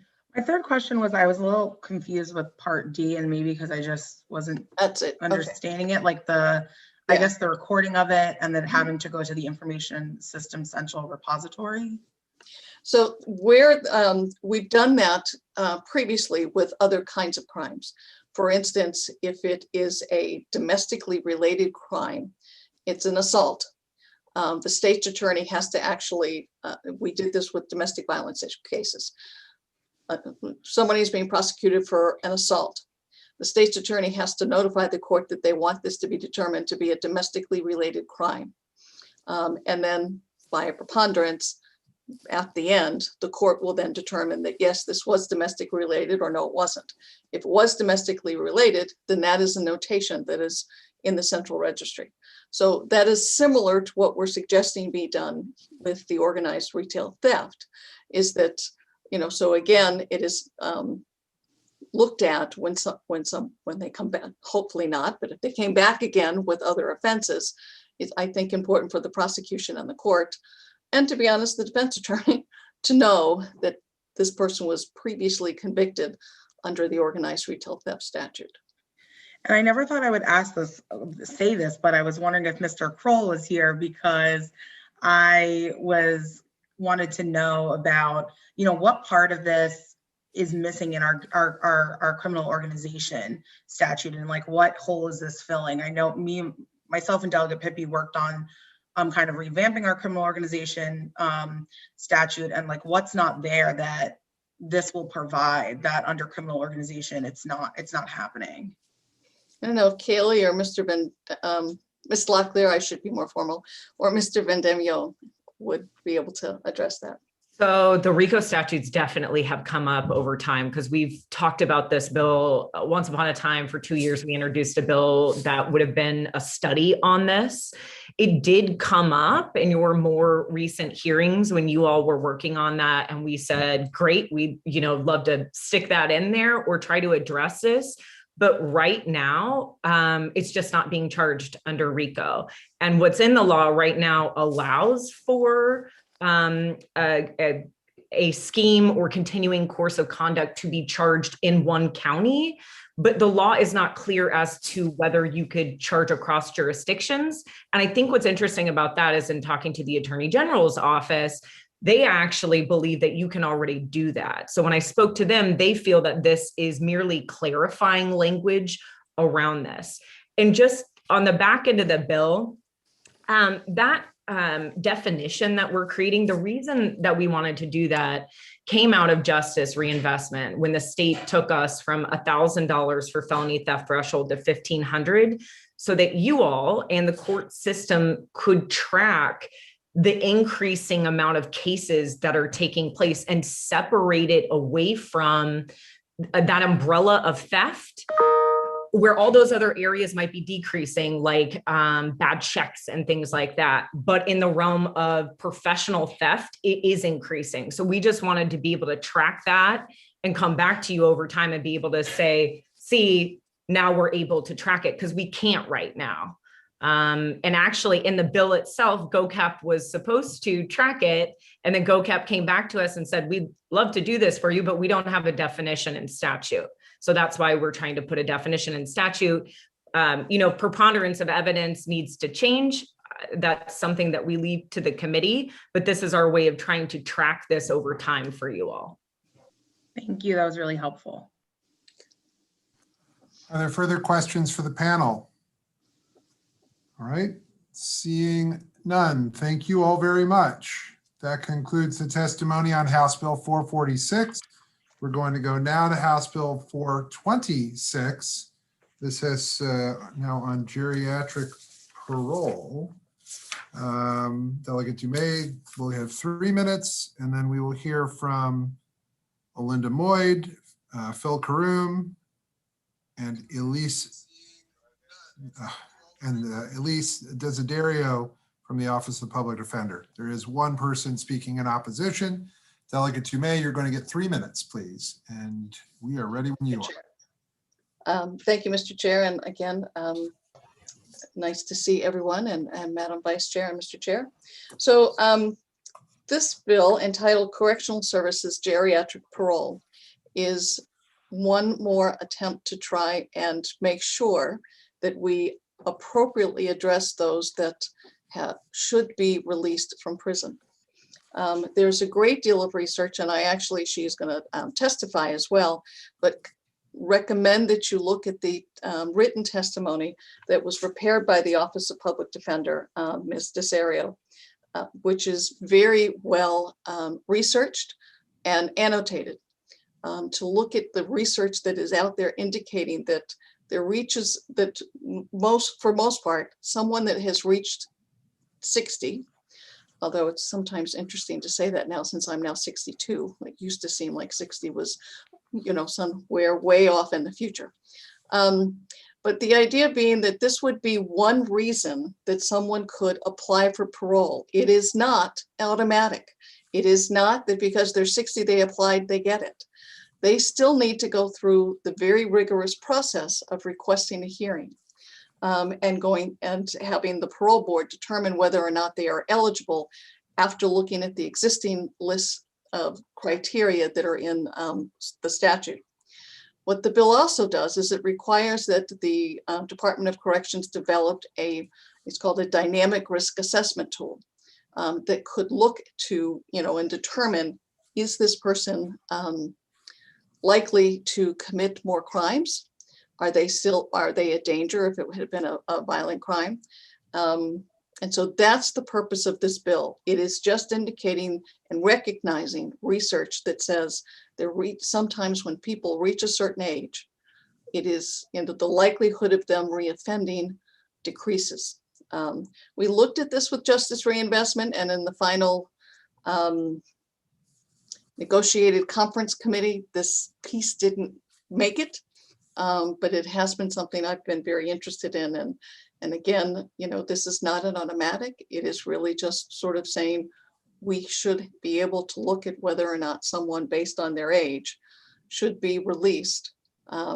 And, you know, we do have medical parole, but there may be times where this would be the appropriate response. Again, not automatic, still have to go through the process, still have to be eligible on all of the existing lists, and have this risk assessment tool completed to sort of further document whether or not this is the appropriate action for the person that has made the application. And with that, I think the better experts that are on the panel, I will let speak. And I thank you for your time in listening to this bill. Thank you very much. For 2 minutes now, Olinda Moyd, please. Good afternoon. Thank you, Chairman Clippinger, and it's great to see all the committee members again.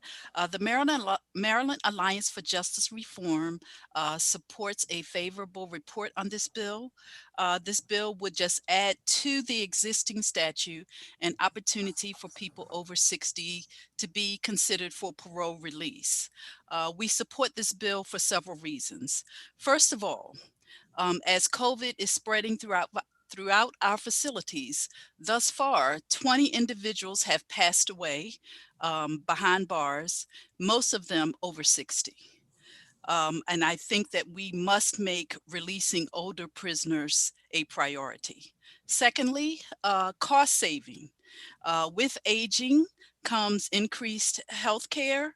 And as I do my volunteer work in the facilities, I walk throughout the yard at JCI.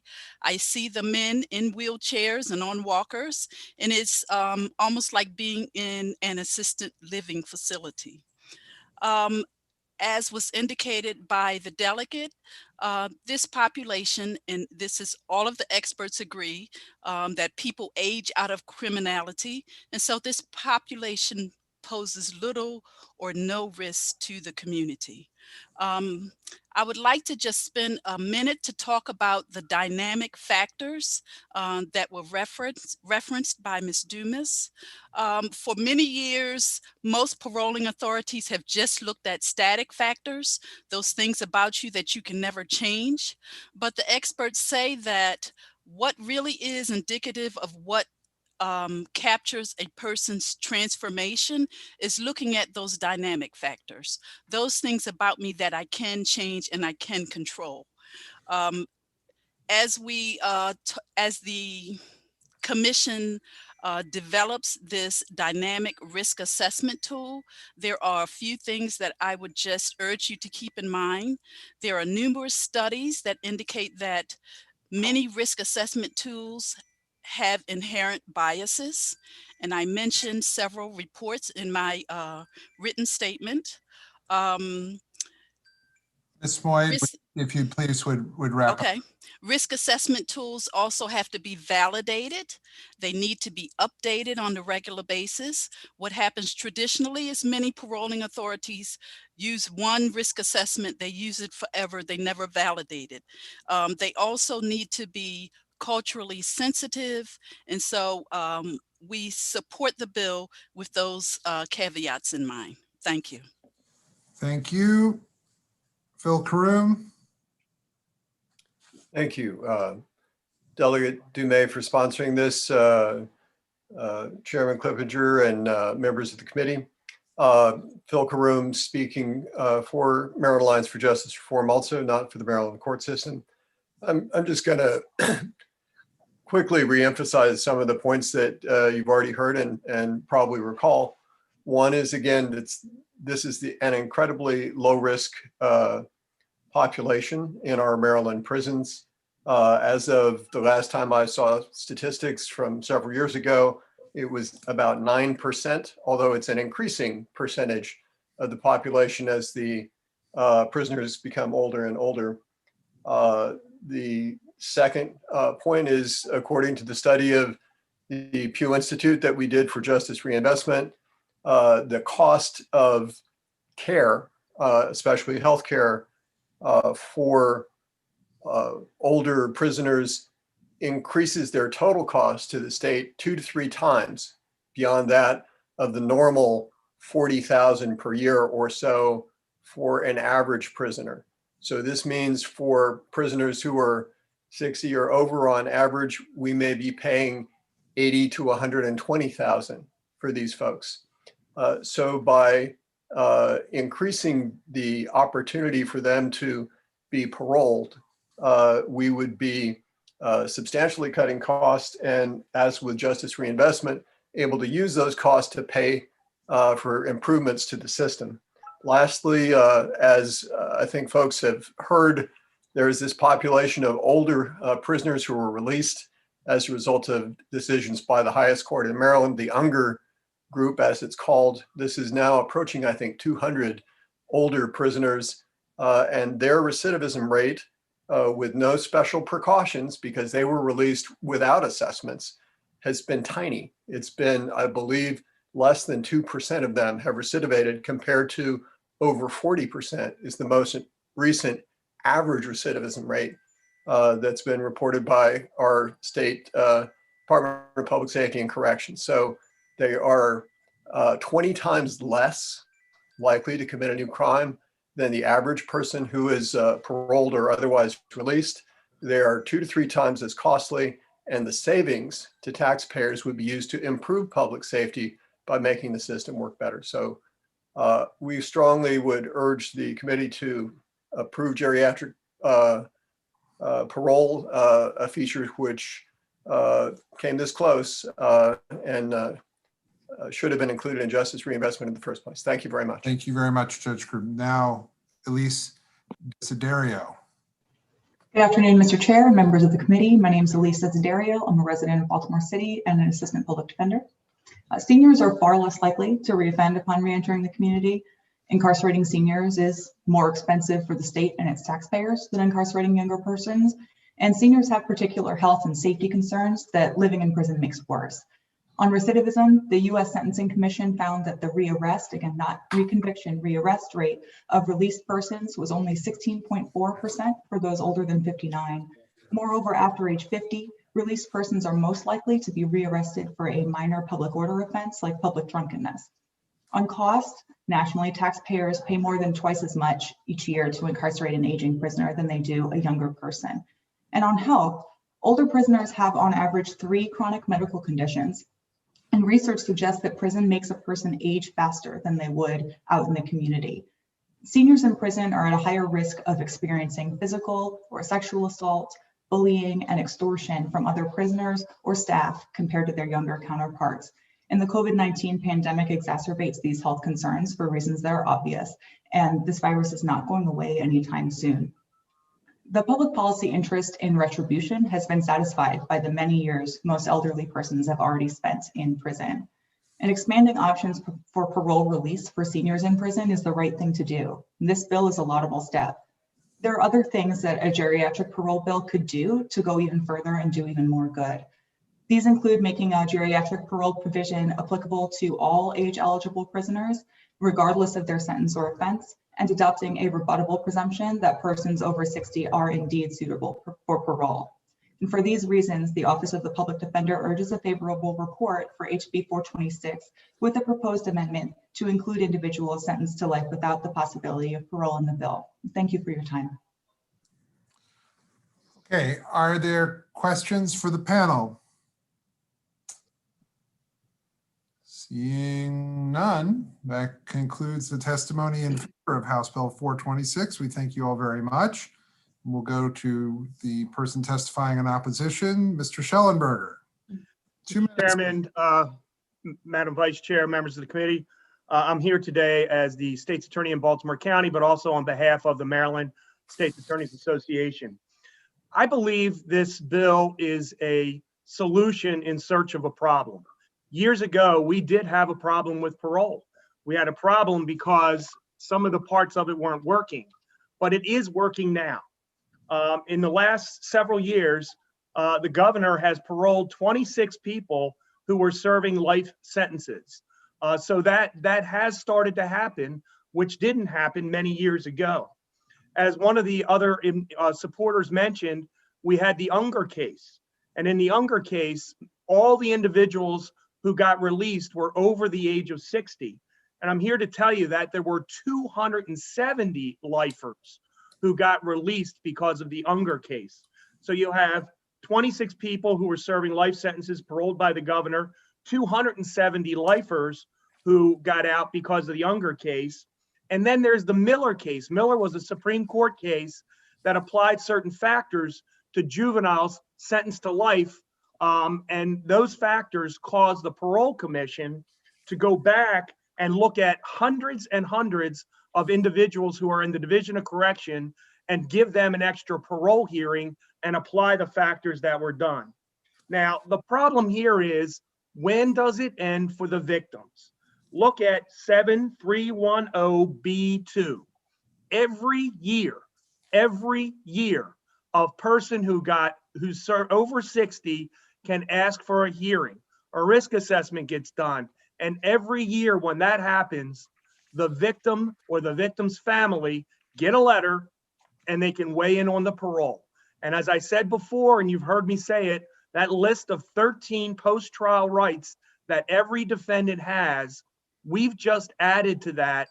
Every year, a victim gets a letter telling them that there's another parole hearing. And at some point, there needs to be finality.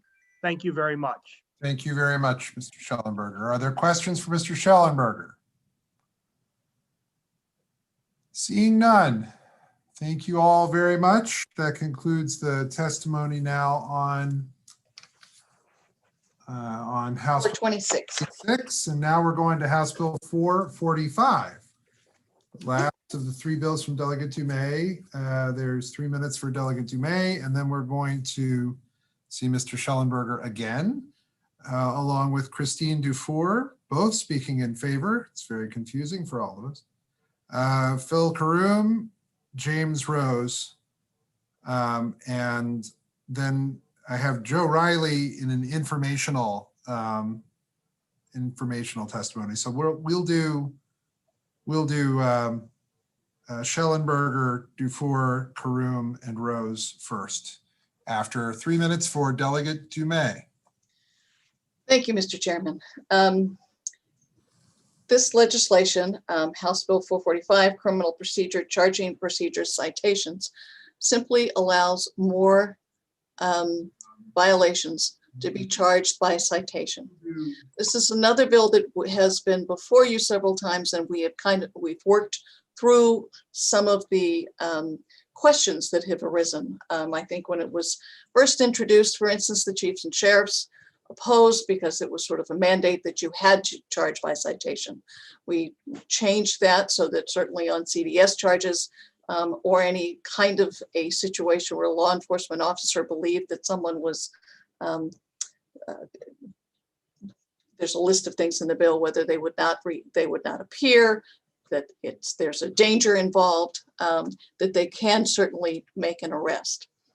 But the idea being that we were, again, this was not directly part of justice reinvestment, but it's been considered at around the same time to sort of say we want less people needing to go to the detention center and have to go through the entire bond process and review process. And I am very pleased that, we have come along far enough that we have the public defender in favor of the bill, and that Scott Schellenberger is on the right side of this bill. So it is pleasant to see that. We have worked on this. There will be one amendment that, to be honest, came from the state's attorney or some state's attorneys wanting to make sure that if in fact something had been charged by citation and someone is then back, that they could in fact be arrested based on the fact that they had absconded or left the jurisdiction. I do have the amendment ready, and we'll certainly send a copy to every member of the committee and obviously send it to the committee. There is a piece which I have to admit I didn't realize. The bill also includes a provision that would provide that the Maryland Police Training and Standards Commission should provide training to officers on how best to use this citation. But the fiscal note indicates that that training has actually already been developed and is in place with the Maryland Police Commission on training and standards. So, perhaps we can reduce the bill and take that piece out if in fact it's already in place. But with that, again, I think the bill speaks for itself. We have worked on it for several years, and I think we now have the right balance and look forward to a favorable report. All right. Well, we kicked out Mr. Schellenberger apparently by accident. So now we're going to go to Christine. Well, I still see him on the screen, but is he still there? All right. He is. He's on mute. Oh wait, he's back. Well, we'll go to Christine Dufour because I was gonna call on her, and then we'll go to Mr. Schellenberger. Give Thank you. A little break. 2 minutes. Good afternoon, Mr. Chair, Madam Vice Chair, Delegate Dumais, members of the committee. Good to see some new faces and old faces. My name is Christine Dufour, and I'm a felony trial attorney and supervisor with the Public Defender's Office. We have in the past, and the Office of the Public Defender continues to support the expansion of use of charge by citation in lieu of arrest. And I'll be very brief, and we ask for your support for House Bill 445.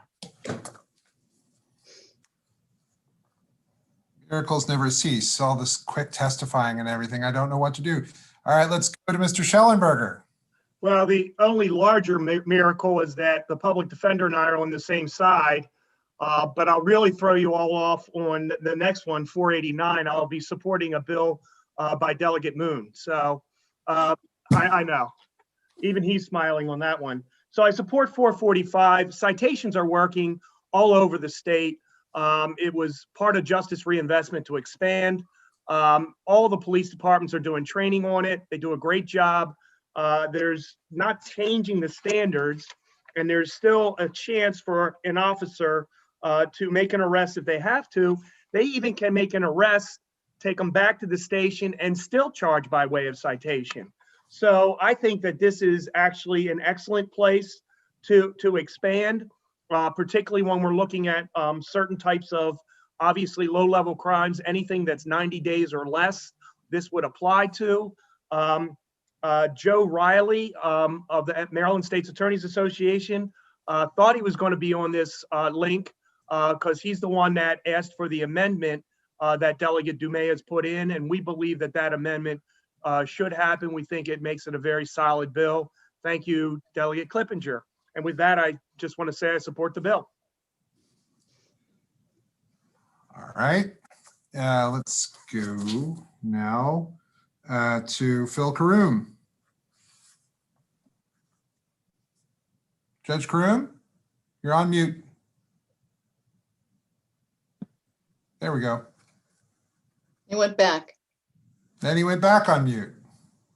Judge Karoom, you have to, there we go. There we go. Sorry about that. Yeah. Again, speaking on behalf of Maryland Alliance for Justice Reform, not for the Maryland courts, we're strongly asking the committee to pass the citations bill again this year. It's passed the House twice before. It got jammed up for unexplained reasons in the pre-COVID Senate JPR committee. Another member of Maryland Alliance for Justice Reform, Mr. Rose, is about to speak to the money saving aspects of citations and time saving aspects. So I'm going to focus more on the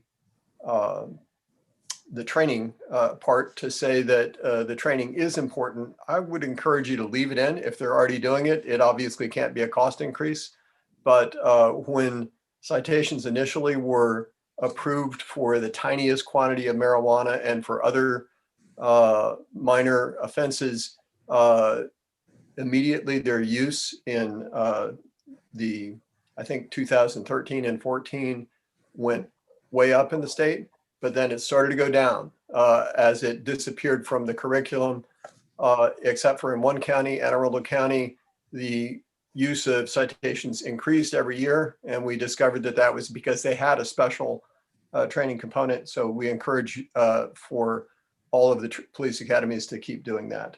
The idea of reducing arrests and reducing the likelihood of pretrial detention is very important, particularly when in these COVID times, it is a more dangerous place to be in pretrial detention now than it ever was before.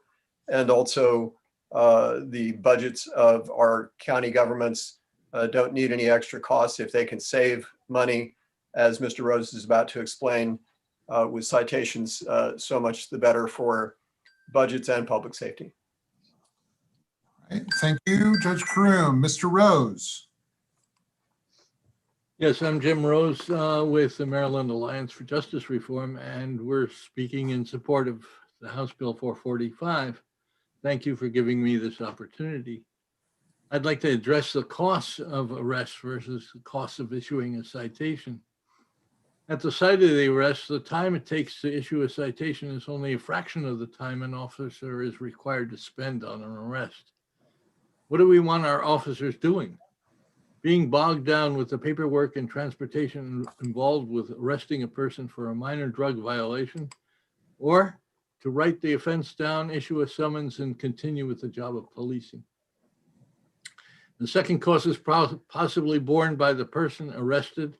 Being put in jail is not a pleasant experience for anyone, and for some, it might spell a disaster. An absent employee might lose a job, a mother might become separated from her children, a young person might learn the ways of inmates too well. An important third cost is to the family and the community. An imprisoned employee is not earning a wage. What of the family? An imprisoned mother is not tending to her children. With what impact upon their own behavior? And the cost of arrest is borne by the county governments, and they can be significant. Jailing a person for a minor crime still costs the county the same as jailing a violent criminal. And with the court's suspension due to the pandemic, the length of time a person stays in jail has been increasing. And finally, the cost to the community in the future must be considered.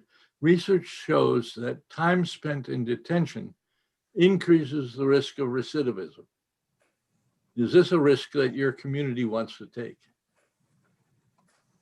If the officer were to be authorized to issue a citation instead of arresting a person for a minor drug offense, all these costs could be minimized.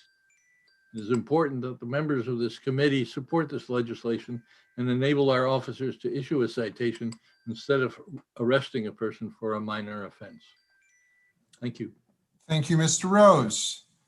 All right, we have one question appeared so far, and that is Delegate Deborah Davis, please. Delegate Davis.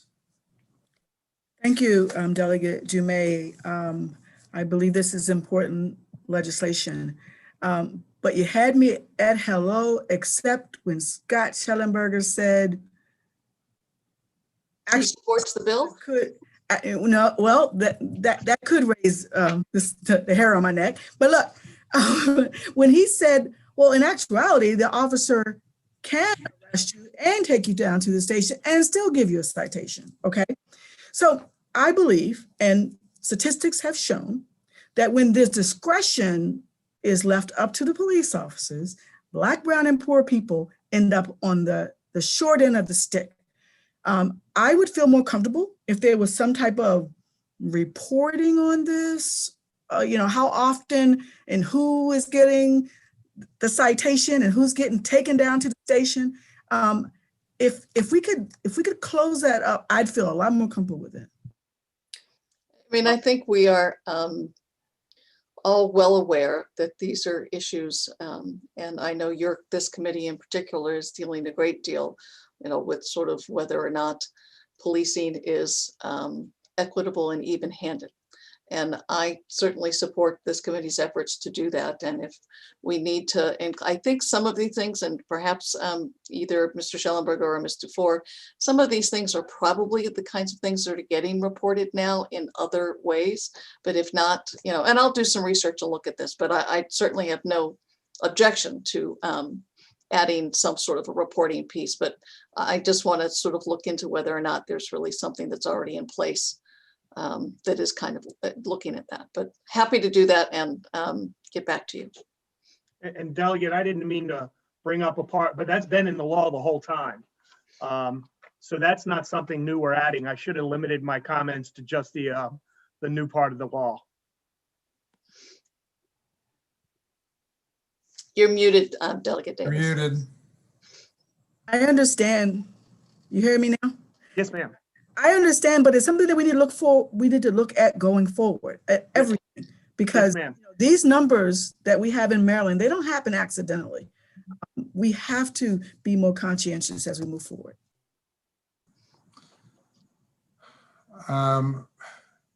Judge Karoum has raised his hand to answer that question.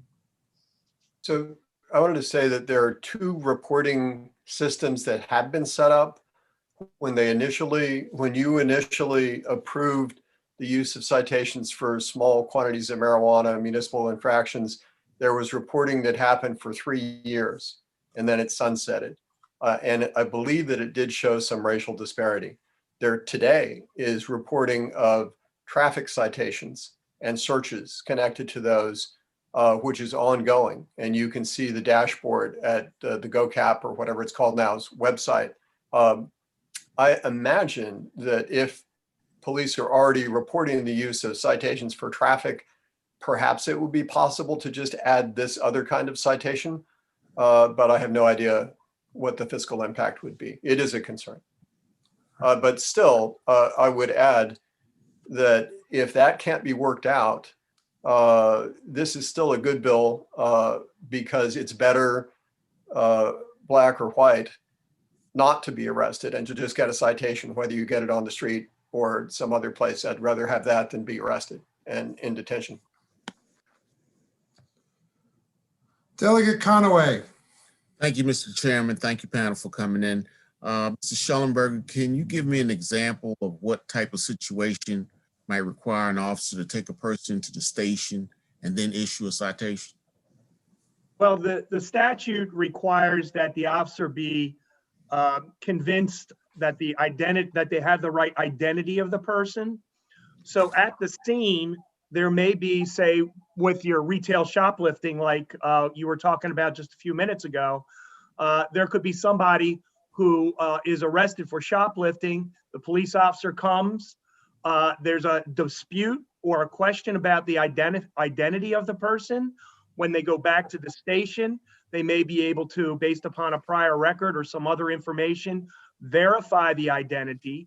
And at that point, they may be able to then say, well, we know who they are, we know where they live, here's the citation.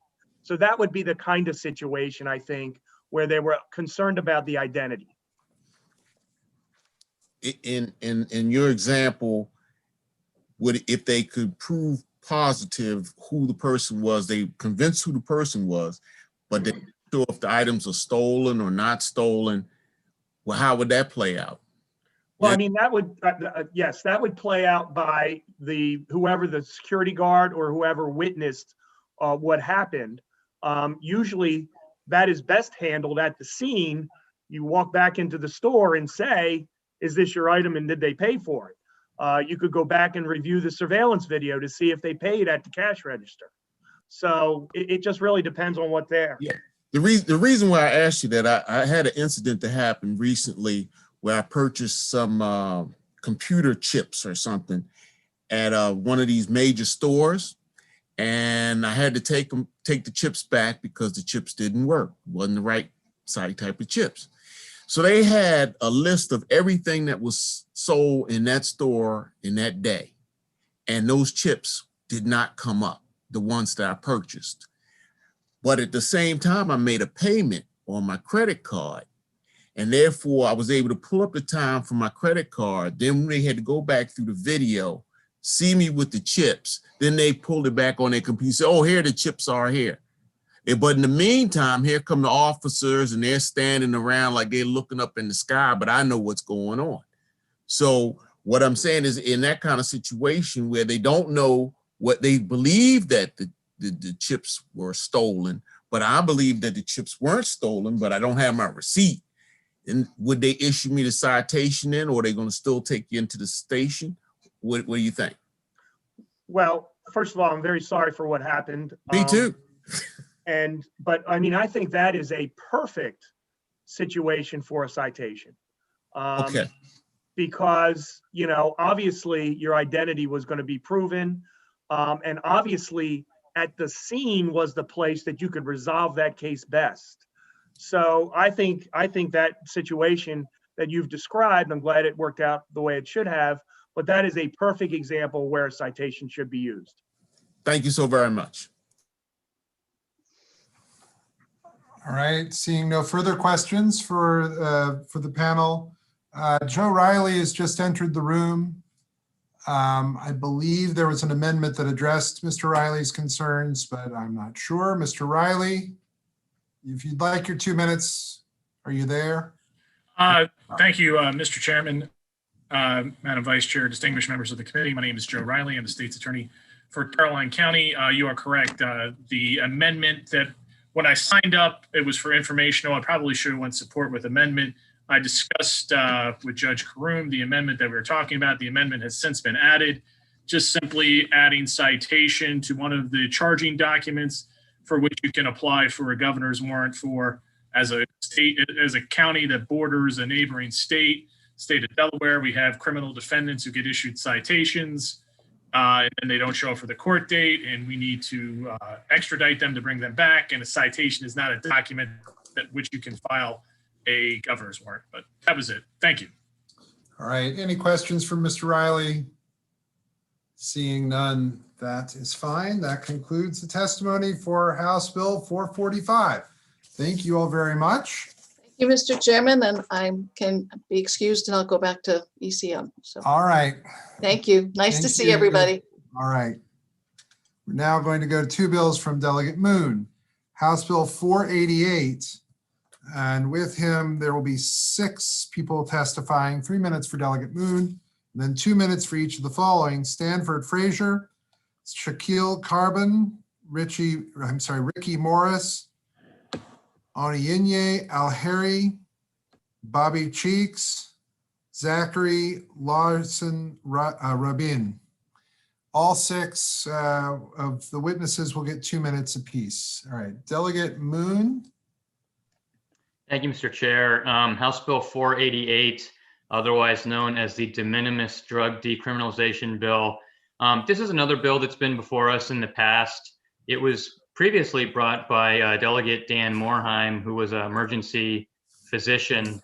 And I just want to make that clear because the goal of the bill is not to decriminalize drugs per se. It is just another effort to put this issue set into the public health realm and not the criminal justice realm. And so, you know, the last bill we just heard about charging by citations, that's really about keeping people not being arrested, but it doesn't actually change the fact that at the end of that tunnel, when they finally get hauled into court, lies 1 year in prison as a possible penalty for them. So the bill this year, what it does is on your first to second offense, it directs the defendant to drug assessment, education, and possibly treatment, and would keep that incarceration penalty off until subsequent offenses. So I know it's a little bit of a mental leap, but I honestly think we've got to start pushing these public health alternatives for numerous reasons, not least of which is the jail solution has not addressed our substance use and abuse issues. So with that, I will also point out that Oregon actually just adopted this in November. They did it at the ballot where it passed. About 56% of voters did this, and the stated logic there was that they were spending $370 million a year to enforce drug prohibition laws, and they are now steering at least 100 million additional funds to addiction and recovery services, which they think is going to fund at least a dozen new treatment centers statewide. I think that's the approach we need to be taking. So thanks for hearing me out. All right, thank you very much. We'll go now to Stanford Frazier from the Office of the Public Defender. Good afternoon, Chairman Clippinger. Thank you for having me today. As you stated, my name is Stanford Frazier. I'm a public defender in Prince George's County, and I work with our Governmental Affairs Division. Unfortunately, the Baltimore Sun reported that during the public health COVID crisis, the public health crisis of drug addiction has led to an increase in overdoses here in the state of Maryland, which demonstrates that our current approach of simply caging individuals in jails has failed to save lives. Instead, this bill recognizes that drug addiction is not a criminal matter, but a matter of public health. We've seen internationally when the country of Portugal in 2001 decriminalized all drug possession. What they noted was that drug overdoses decreased and the amount of people in drug treatment increased by 60% in a 10-year span. Additionally, in Portugal, they saw declines in infection rates for HIV and hepatitis. But it's not just other countries, it's the United States as well. As of today, approximately 15 states have legalized marijuana and numerous others have decriminalized marijuana. And as the delegate mentioned, the state of Oregon last year became the first state to decriminalize basically all drug possession. And in their statutory scheme, what they do is created a fine, a civil penalty of $100, which could be waived if an individual agrees to a health assessment. So this bill takes away the caging component and then adds a financial incentive for treatment instead of caging human beings. For those reasons, the public defender supports and asks for a favorable reading of House Bill 488. All right, Mr. Carbon? Shaquille Carbon. Just sitting down. There you go. 2 minutes, please. Yes, Chair Clippinger, Vice Chair Atterbury, and all distinguished members of the House Judiciary Committee. Today we come to a crossroads of familiarity, a crossroad where as travelers we must make a crucial decision. Do we take the road less traveled, or do we take the road that represents the devil we know? In opposition, you may hear arguments from those who wish to take us down the road, though paved with good intention, is no less the devil that we know. These arguments will be from well-meaning people who falsely believe that we can arrest, lock up, brutalize, prosecute, and incarcerate our way out of the drug war. Correction, the drug massacre, because the war would imply that the opposing side has the artillery to fight back. Since the 80s, Black men have been 5 times more likely to be arrested than white men for similar drug usage and possession. Black and Latinx citizens make up 75% of all incarcerated persons for drug offenses, though we only represent 29% of the nation's population. Maryland incarcerates more Black people than any state in our union. This sad truth is undergirded by a commitment to that which has failed and to that which will always fail, which is to funnel drug users through the criminal injustice system. In just 2019, 4,810 Baltimoreans were in Maryland prisons, accounting for 1/3 of the state's prison population. 60% of that 1/3 are drug-related or were drug-related. House Bill 488 prioritizes drug education and treatment over incarceration. It is inconceivable to ratiocinate that which is irrational. Does incarceration limit drug use? The answer is an emphatic no. Does prosecution limit drug use? The answer is an emphatic no. Does the criminalization of users limit drug use? The answer is an emphatic no. Does treatment cost less than incarceration? Yes. Are people more likely to truly recover in treatment than in the jail cell? Yes. Does drug-related violence go down when drugs are decriminalized? Yes. Is this the road that we should travel down? Emphatically, yes. And with that, I yield. Thank you very much. Ricky Morris, please, for 2 minutes. Yes, how y'all doing? My name Ricky Morris. I represent Baltimore Harm Reduction Coalition. I'm here to speak on the negativity of incarceration for people, especially people of color. As someone who used to be a person with lived experience, I could tell you now from personal experience that it does no good. I had over 20 arrests on my record and no one conviction. which would, and most of them were minor arrests for paraphernalia and having a pill or something on me back then, because black people are targeted. This is a racial discriminated arrest, whereas though it's targeted for these people in these poor areas with black people, and when you send them to jail, all it does is gives them more criminal advice from people and learn how to be criminals, which if you offer them treatment of sort, it is more helpful. It doesn't leave a record on them, and also gives them a way back into society where they can be productive.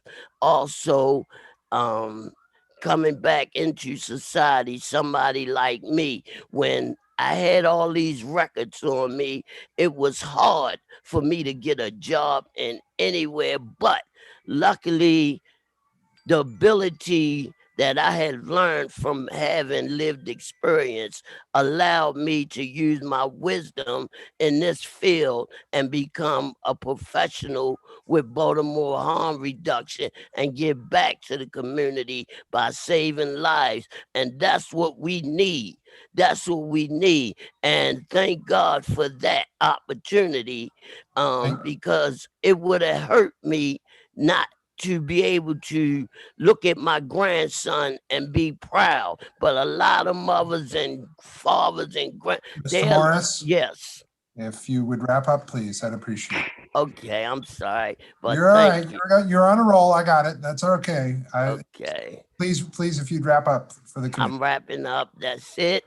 I'm just speaking from experience. It does no good. Thank you.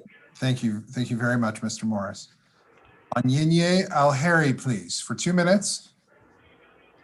Thank you, And Chairman then Mr. Cheeks, and then Mr. Larson Rabin. Go ahead, Ms. Alheri. Okay, great. Thank you again for having me here.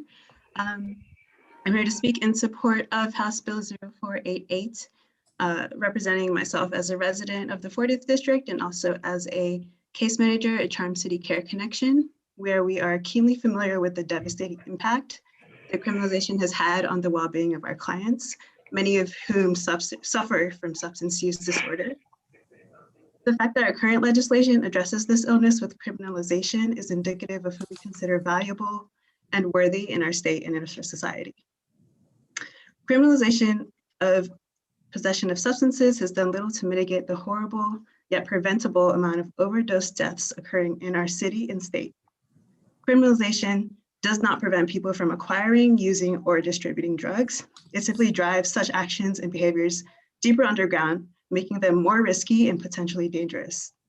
Such policies are especially targeting communities of color and Black and Latino people. There's plenty of data, qualitative and quantitative, which illustrates that people most targeted by such policies are not the ones most likely to be in the possession of substances. And this does not mean that the response should be to diversify our arrests. The right response is rooted in racial and restorative justice, and that is to decriminalize possession. Several countries around the world have already successfully done this. Portugal is the most cited example, and as of late, here in our own country, Oregon, decided to take that progressive step forward, and in time, we will see the results of that choice. We also know that aside from reducing drug use in certain populations, decriminalization also reduces overcrowding in jails and prisons and reduces drug-related harms and crimes.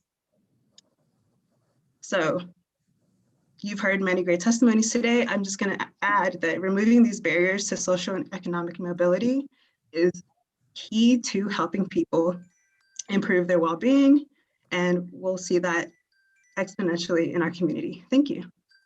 Thank you very much. All right, Bobby Cheeks, please. Mr. Cheeks, 2 minutes. You've got to unmute yourself though, Mr. Cheeks. Good afternoon, Chairman and Thank everyone. you. My name is Bobby Cheeks. I'm a member of IMPACT. That's the Maryland Peer Advisory Council. I come to you today to ask for Bill 488 to be passed as long As a long-term substance abuse user as well as returning citizen, I hope this bill get passed because a lot of people such as myself will benefit from just coming from felonies to misdemeanors to just fines or maybe citations will help the state save money as well. I experienced House Bill 5-601 firsthand. I once was arrested for a low-level drug deal. I had nowhere to turn, and when I tried to seek employment, I was told I had drug charges that was only misdemeanors on my record, as well as someone using drugs. I tried drug treatment, but back in those days, that was hard to obtain. So I made more bad choices by selling drugs to use drugs. And now as a man, many years later, I wish I could have been granted employment, possibly drug abuse treatment, and I wouldn't have spent 20 of my 50 years on this earth incarcerated. I'm asking you to please help pass this bill, not so much for myself, but for all the men and women that's coming behind me. Maybe they would make better choices to become better citizens and help us clean up Baltimore, Maryland, and have it a better place to live. Once again, my name is Bobby Cheeks. I support Impact. I'm a peer support specialist, and I'd like to give great honors to Mikasa Sukasa, one of the programs I attended that's helped me be on the right path. And I just hope this bill get passed. Thank you. Thank you, Mr. Cheeks. All right, Zachary Larson Rabien. Members of the committee, thank you and good afternoon. My name is Zach Larson Rabin. I'm a research scientist with more than 14 years of experience in both academia and industry. My family and I live in Rockville.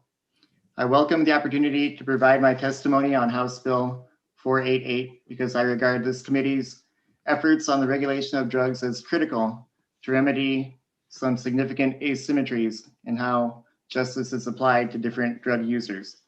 I myself have used the illegal drugs listed in this bill.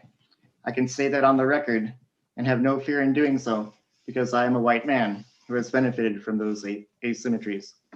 I haven't been concerned that I would be pulled over and searched in my car, and I haven't feared that I would be stopped in the street. For those of us who do not get stopped or screened or searched, we know that drug possession will always be a secondary offense. If I were a person of color, however, all of my assumptions would be wrong. People of color are much more likely to be arrested and jailed for drug offenses than white people are. In fact, nearly 80% of people in federal prison and about 60% of people in state prison for drug offenses are Black or Latino. People of color and whites use illegal drugs at the same rates, but the bias in law enforcement results in many more Blacks and Latinos being harassed, arrested, and imprisoned for it.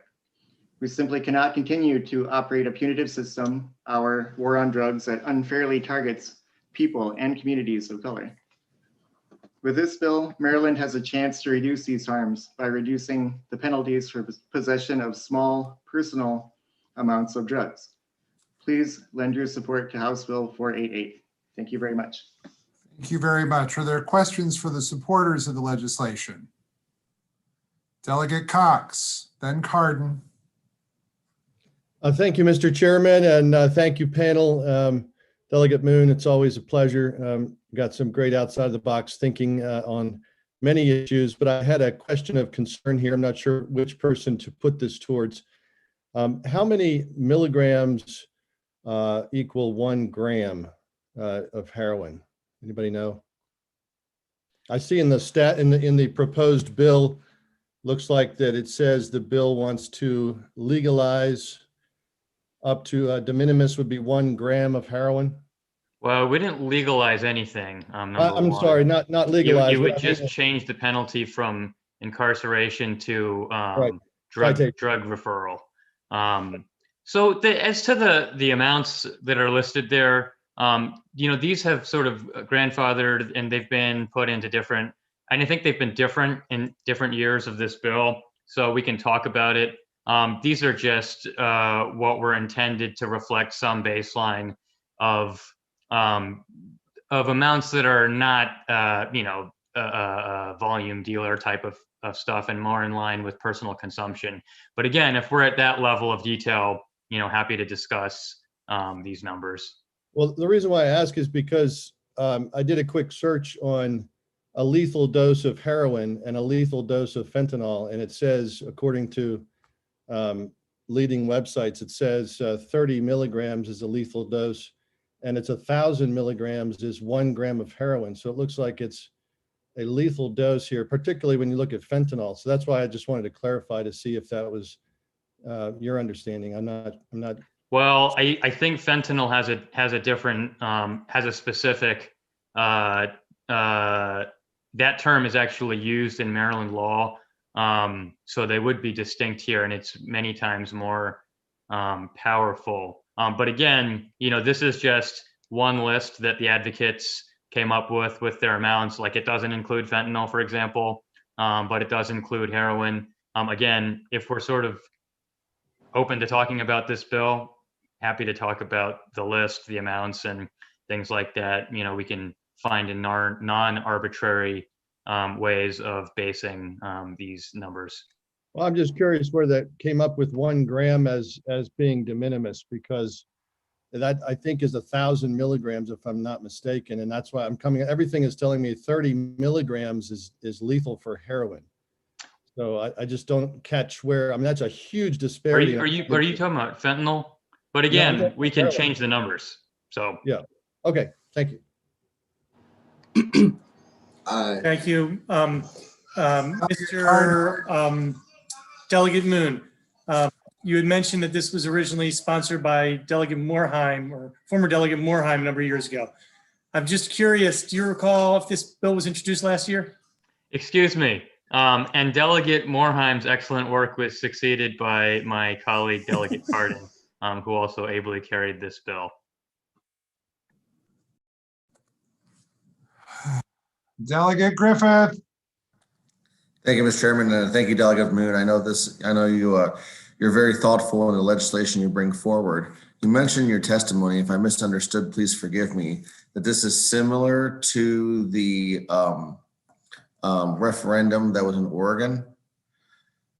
Is there value? Because we were all very concerned about the unintended consequences of our legislation. Is there any value to seeing how this plays out in Oregon before moving this into law here in Maryland? Yeah, I had a feeling that would be the case. As we've seen with many other bills, though, where we look at state by state movement, Maryland often takes some time to get there. And honestly, my view is that's a lot of ruined lives that we could have saved by steering them to treatment earlier. Part of this too is if people feel the treatment regime is inadequate that we'd be sending people to, and I might agree with that, at least in part, but what is going to be the incentive for us to do better? There's nothing there. So I get it. This one's a little bit uncomfortable, but I would just suggest that the status quo is so bad. It's not preventing overdoses, and it's ruining a lot of lives. Well, and I'm not pushing back against any of that. I guess the question is, is there value in seeing how it goes in Oregon? I think the value is, if we're going to do something like this, to get it right and to learn from the best practices and the areas of opportunity for what goes on in Oregon. I guess my question is, based upon that, is there value in potentially seeing how it goes there first? It's an interesting point. I'd also say we've got a few balls in the air this year. The syringe decriminalization bill, the charge by citation. There's this one. They all sort of get at little pieces of this effort to get the drug war to be rolled back in Maryland and treated as a public health issue. So honestly, I'm in favor of progress on all of these bills. So I'd say let's work together and see what we can move forward. Thank you. Seeing no further questions from those in favor of the legislation, we'll go now to the opponents. Thank you all for those who are here to testify in favor of the bill. We'll now hear from the opponents, Scott Schellenberger, Christine Miller. Good afternoon. Thank you all so much. Delegate Cox, please take a look at my written testimony that I submitted. The written testimony indicates when we're looking at how heroin is sold, heroin is typically sold in 0.2 grams, which means that you would have 5 little vials or baggies of that 0.2 grams that could come up and equal a gram. So calling 1 gram de minimis really isn't accurate, especially when we add on top of that the issue of fentanyl. Fentanyl is 100 more times more powerful than morphine. And fentanyl now is being found not only in heroin, but we're also finding it in cocaine. And we've recently started finding fentanyl in marijuana. And so by making some of these civil offenses and not criminal offenses, we could be putting a lot more people more at risk. And the thing that I really have to emphasize, go to a district court anywhere in this state, any case that comes before any judge, the first thing they ask before they sentence you is, do you have a drug problem? This is not something that is ignored in our criminal courts. It is asked all the time, and every judge in this state, when they have somebody for shoplifting, when they have somebody for possession of drugs, honestly, when they have somebody for disorderly conduct, will ask if you have a drug problem and will require drug treatment. And why is that important? Because if you're on probation and you have to go to drug treatment, it's a great incentive to go. And that's where these folks are going. Our jails are not full in this state of people serving time for possession of these drugs, but they are in our courtrooms and being told to get the drug treatment. And if it's a condition of probation, they're more likely to go. Finally, 40 tablets of LSD, 40 tablets of LSD in this bill becomes a civil violation. That's a lot of drug. All right, thank you very much. We'll hear now from Christine Miller, please, for 2 minutes. Ms. Miller? Can you hear me now? Yes. Okay, and I'll start my video. I'm sorry. This is complicated. I'm a neuroscientist, and I'm here to testify about the mental health impacts and the resulting impacts on homelessness. Basically, I've given you a written testimony that shows that substance abuse is associated with a high risk for mental illness. I've given you references to studies covering a number of different recreational drugs that lead to chronic psychosis. Mental illness, particularly psychosis, is associated with a much greater risk for homelessness. California right now has data showing on page 2 of my written testimony that 78% of those who are on the street have a mental illness of one kind or another, who are living homeless on the street, and 75% have a substance use disorder. Seattle, I know Oregon, it'd be, I think, great to wait to see what happens in Oregon. We already have some data from Seattle. They began a pilot program for decriminalization in 2015 and then codified it into law in 2019, despite the fact that in those intervening years, they experienced really a great increase in drug addiction and homelessness. And now, the city council is actually pressing further to relax the laws in terms of assault, to make that a civil offense rather than a criminal offense, because they're having such a problem with their drug addicted homeless community. Meanwhile, the homeless rate for Washington State is on 60% higher than the national average and 150% higher than in Maryland. I would point out in Seattle, the racial profile is different. They tend to be actually more Caucasian. Without a threat of criminal charges, I believe there is little incentive for addicts to change. The programs that you heard about in Portugal were very rigorous decriminalization. They actually resemble the drug court programs we have here. The people who are apprehended are hauled in front of a tribunal. They are monitored intensively. This is the kind of thing that goes on in our drug court programs, which can be very successful. And I think Montgomery County has an excellent example. It could probably even be made better, but Ms. it Miller, should be a statewide model. So thank you very much. thank you very much. We have 2 more to testify in opposition. starting with Vince McAvoy. Mr. McAvoy? He's coming into the room. We'll also need Lindsay LaSalle.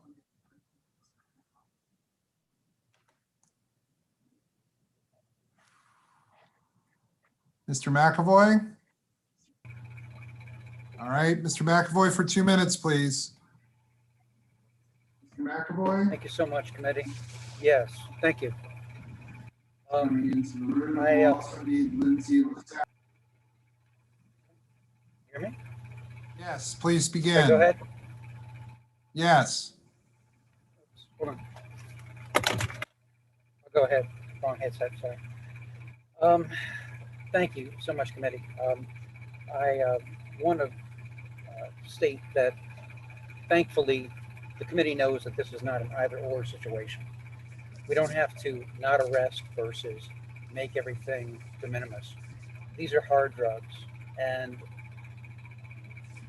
even when we're finding, I appreciate Mr. Schellenberger's testimony about finding fentanyl in marijuana, because the former sponsor of this bill actually was unanimously censored involving drugs. We have a state delegate who is in federal prison right now involving drugs. And I bring that up because we need to look at this from a morality standpoint. The problem isn't just drug use. This isn't just a matter of usage. We just heard someone just testify before this bill saying this was for sales. This increased sales. This amount of drug will increase sales. We also have assaults that will increase, that we see on drug use, vagrancy, that we see child abuse. Having worked with DJS on with gay, I can testify to that personally. We have sexually transmitted diseases. We have domestic violence. And so the questions you all should be asking is, will Maryland be safer? Will the people on these drugs be doing better, or will they be doing worse? From a mental standpoint, from a psychological, from a spiritual standpoint, the answer is unequivocally no. And that's why this bill doesn't go anywhere, and it shouldn't. These are hard drugs. I just find it, respect the sponsor, but I just, honest to God, this is just a, how can you present this?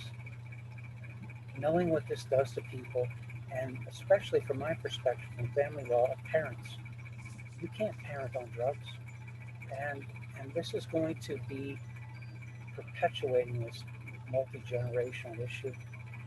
Mr. McAvoy, thank you very much. Thank you. Thank you.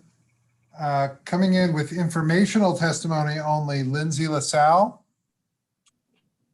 Yes, thank you so much. I'm the Managing Director of Policy for the Drug Policy Alliance, a national nonprofit organization working to end the war on drugs.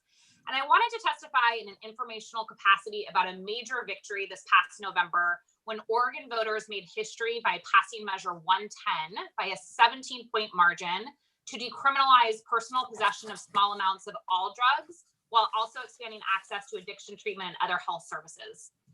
More people are arrested for drug possession than any other offense in the United States, with one arrest every 23 seconds. And of course, we know that disproportionately, these arrests are Black, Latinx, Indigenous, and low-income people. According to the Oregon Criminal Justice Commission, which is an independent government research agency, Measure 110's passage will result in a 95% decrease in racial disparities in drug arrests. Convictions of Black and Indigenous Oregonians will drop by 94%. So the type of reform that you are considering today can truly have profound effects for Maryland's communities of color. And the cost savings from not arresting, prosecuting, and incarcerating people for drug possession are substantial. In Oregon, those savings were estimated to be between 35 and 60 million per year. The measure actually went into effect yesterday and has a few key provisions, all based on the principles of harm reduction. First, like Maryland's bill, it removes criminal penalties for personal use and possession of drugs under very similar thresholds, and instead it imposes a $100 civil fine. In Oregon, that fine is never increased and can be waived by the completion of a completely voluntary health needs assessment. There are never any criminal consequences for failure to pay that fine or complete the assessment. It also provides funding for addiction recovery centers throughout the state that can triage the needs of people who use drugs, as well as funding to increase various health services and housing. So the intent of the measure is really to meet the holistic needs of people who use drugs and fundamentally treat drug use as a health rather than a criminal legal issue. We hope Maryland will follow in Oregon's footsteps. Thank you so much. Clearly, Ms. LaSalle was in favor of the legislation and not neutral as was she entered into the system. So in any case, we'll hear questions to the opponents of the bill, and we'll start with Delegate Anderson.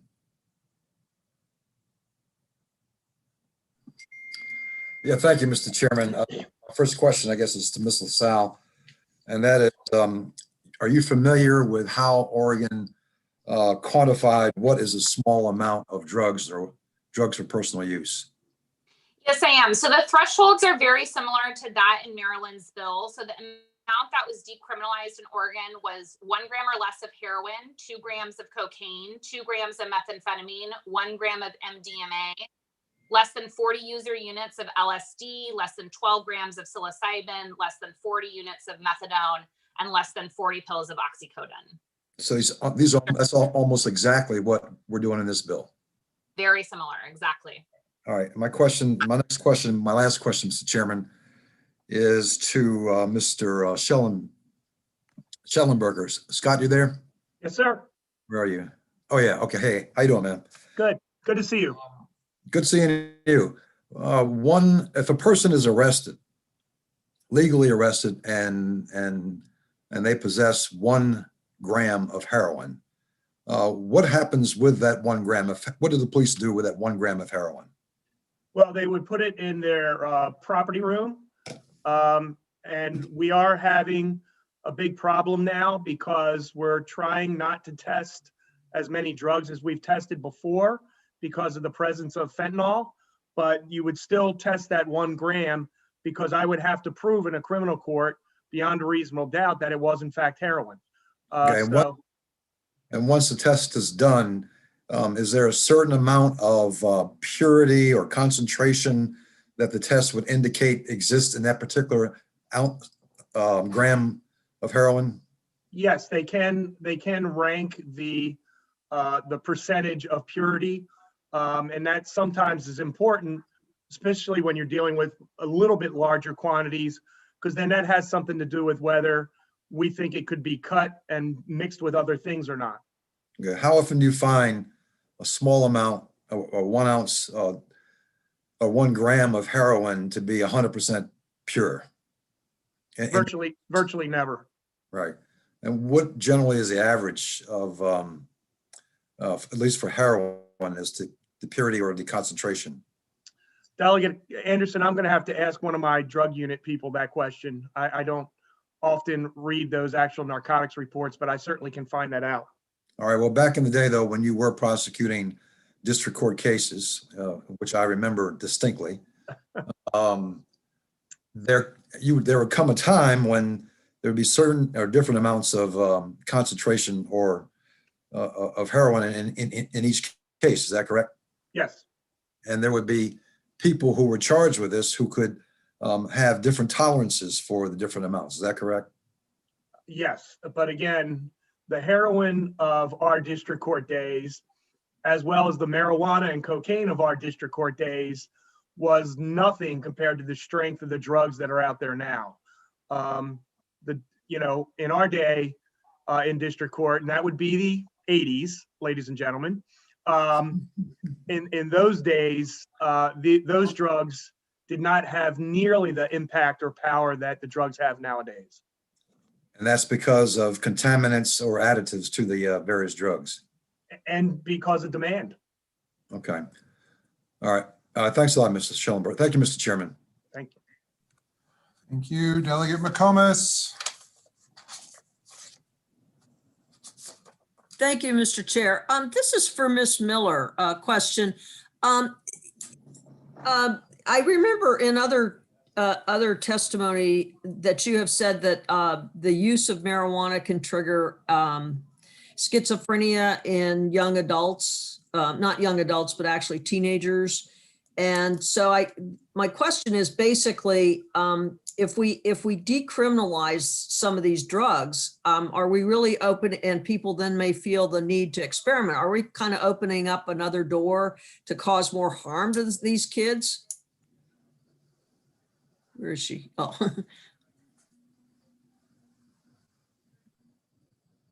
You're muted. Muted. Still muted. Okay. There we go. Marijuana is the drug that is most likely to lead to chronic psychosis. The studies have been done in Europe showing that about 50% who experience a marijuana-induced psychotic break will eventually 8 to 10 years out, be labeled as having schizophrenia. For the other drugs, the next most likely is amphetamine at about 30% convert to chronic schizophrenia. And then PCP might be next. I lose the figures from there. They're down around 20%. So basically, yes, by opening it up to these other drugs, you definitely will be increasing the burden from mental illness and, of course, addiction and polydrug use. And polydrug use is probably the worst of all for developing chronic schizophrenia. All right. That appears to conclude the questions for those opposed to the bill. We thank you all very much for your testimony today. That concludes the testimony on House Bill 488. We're going to go to House Bill 489 now. Delegate Moon for 3 minutes, and then Mr. Schellenberger for the here we are moment. We can all get smelling salts apparently. And then Steve Kroll, Sarah David, and Charlton Howard. They are the only ones signed up to testify after Delegate Moon. So 3 for Moon, 2 for everybody else. Delegate Moon. Thank you, Mr. Chair. Colleagues, you should screen cap this moment. This is the only time I think you'll see me on the same side of the Zoom bench as the prosecutors here. But House Bill 489, I think, is important, and hopefully you'll understand why I'm bringing this forward. Basically, it allows wiretapping by Maryland prosecutors, the Attorney General, the state's attorneys, and the state prosecutor for misconduct in office. This is already allowed for, I guess, crimes that we've deemed serious. It could be things ranging from murder to rape to child porn, all the way through drug dealing, gambling, and of course, certain types of fraud and bribery. So again, this would just add misconduct in office to that list of crimes that a wiretap can be sought. The last time misconduct in office is a common law crime, and the most recent and famous iteration of this that we've seen in Maryland would have been in the case of Leopold v. State. This was what I call the catheter case.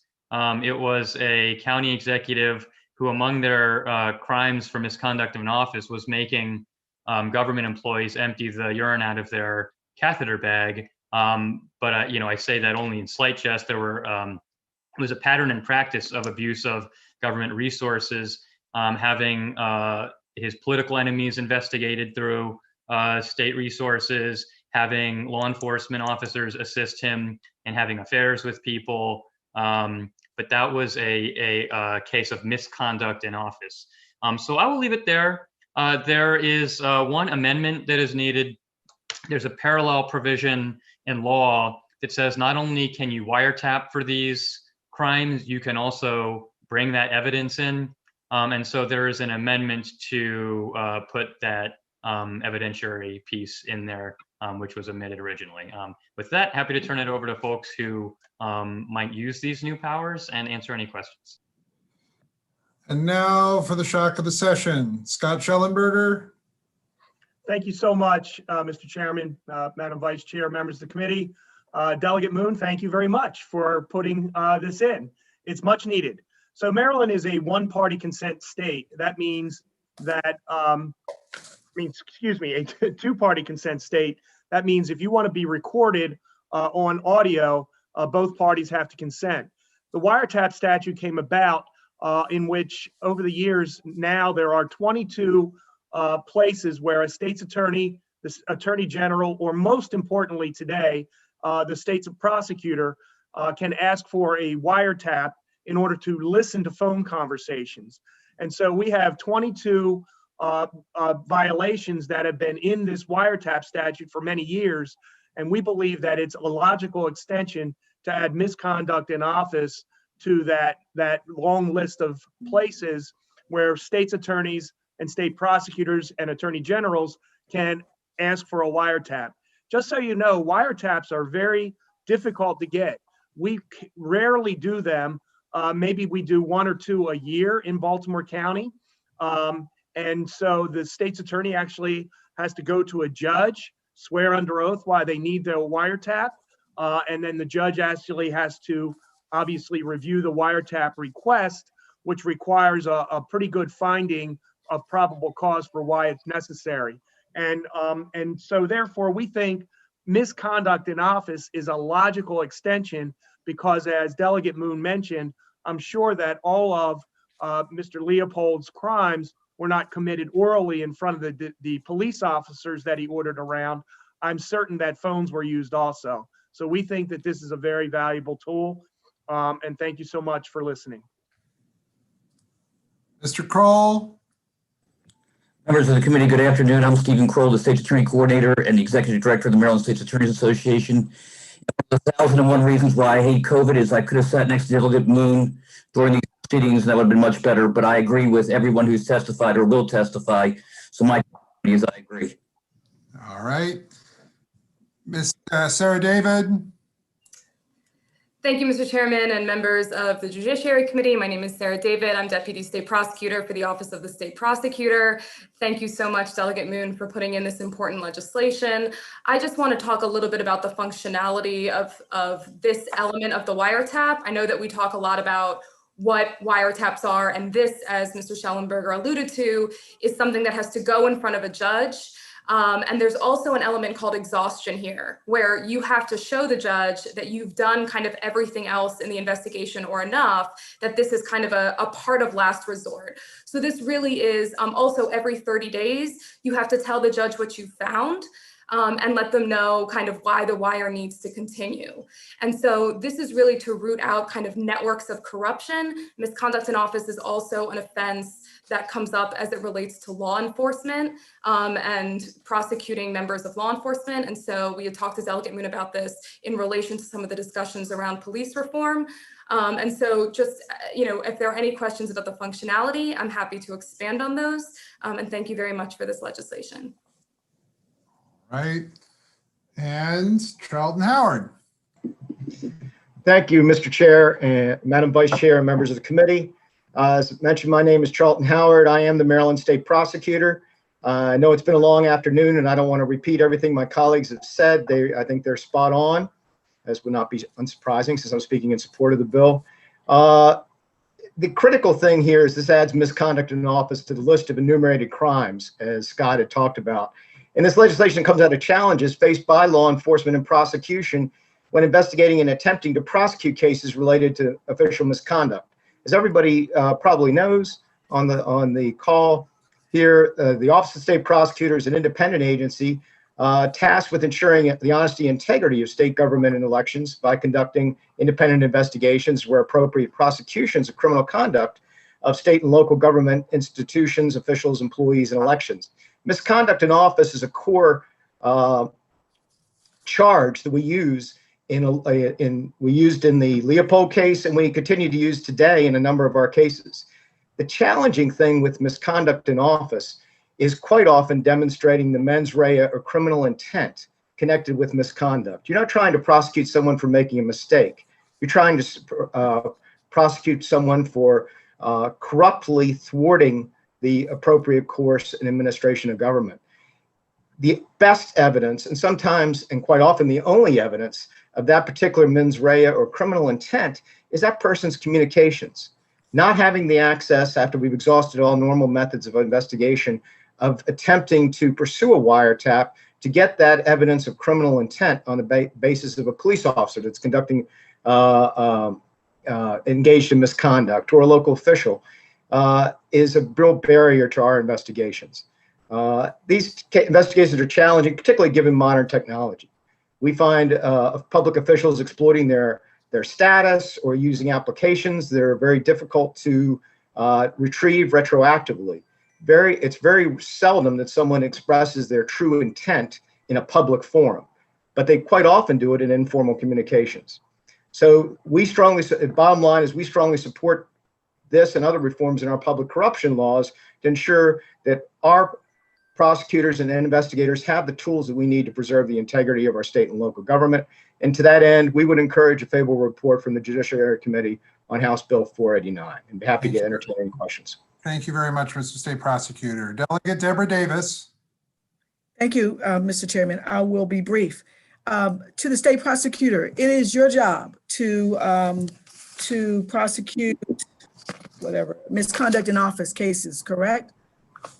Yes, ma'am. And you are an independent agency. I got a little bit of an issue with my state's attorney having that authority. Can you speak to that? Certainly. Well, the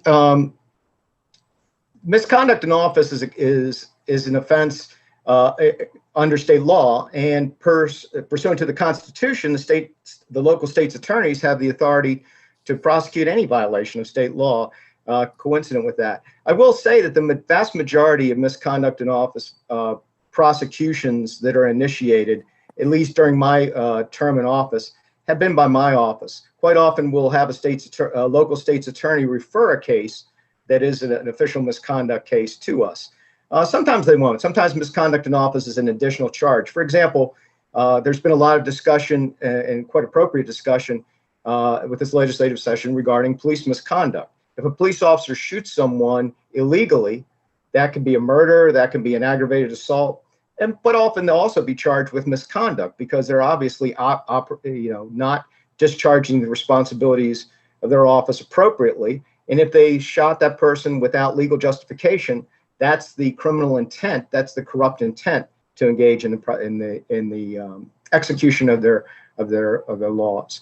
So I don't think that there is, in my opinion, there's not a lot of overreach in authorizing these misconduct investigations and misconduct in office to fall within these enumerated crimes. I think I would like to emphasize, perhaps to your concerns also, the judicial scrutiny that Ms. David talked about. The fact you have to go to a judge. This isn't something I can just do on my own initiative, or Scott could do, or any other state's attorney, or the attorney general could do. We have to go to a judge. We have to show that we've tried other methods and they have not worked. We have to show the probable cause for believing this person has committed a crime or is engaging in criminal conduct. And I think that is a very important check to preserve the privacy rights of our citizens. But as with every criminal law, it's a balancing act, balancing out individual rights with the rights of the public to ensure the integrity and appropriate discharge of government office. And if I may, Delegate Davis, your state's attorney can also pursue a wire under this legislation. That's why Mr. Schellenberger is testifying as well. This isn't unique to our office. This would be a local state's attorney or the state prosecutor or the attorney general. Does that help clarify? My concern was that you're an independent agency, and I prefer that it will be with you.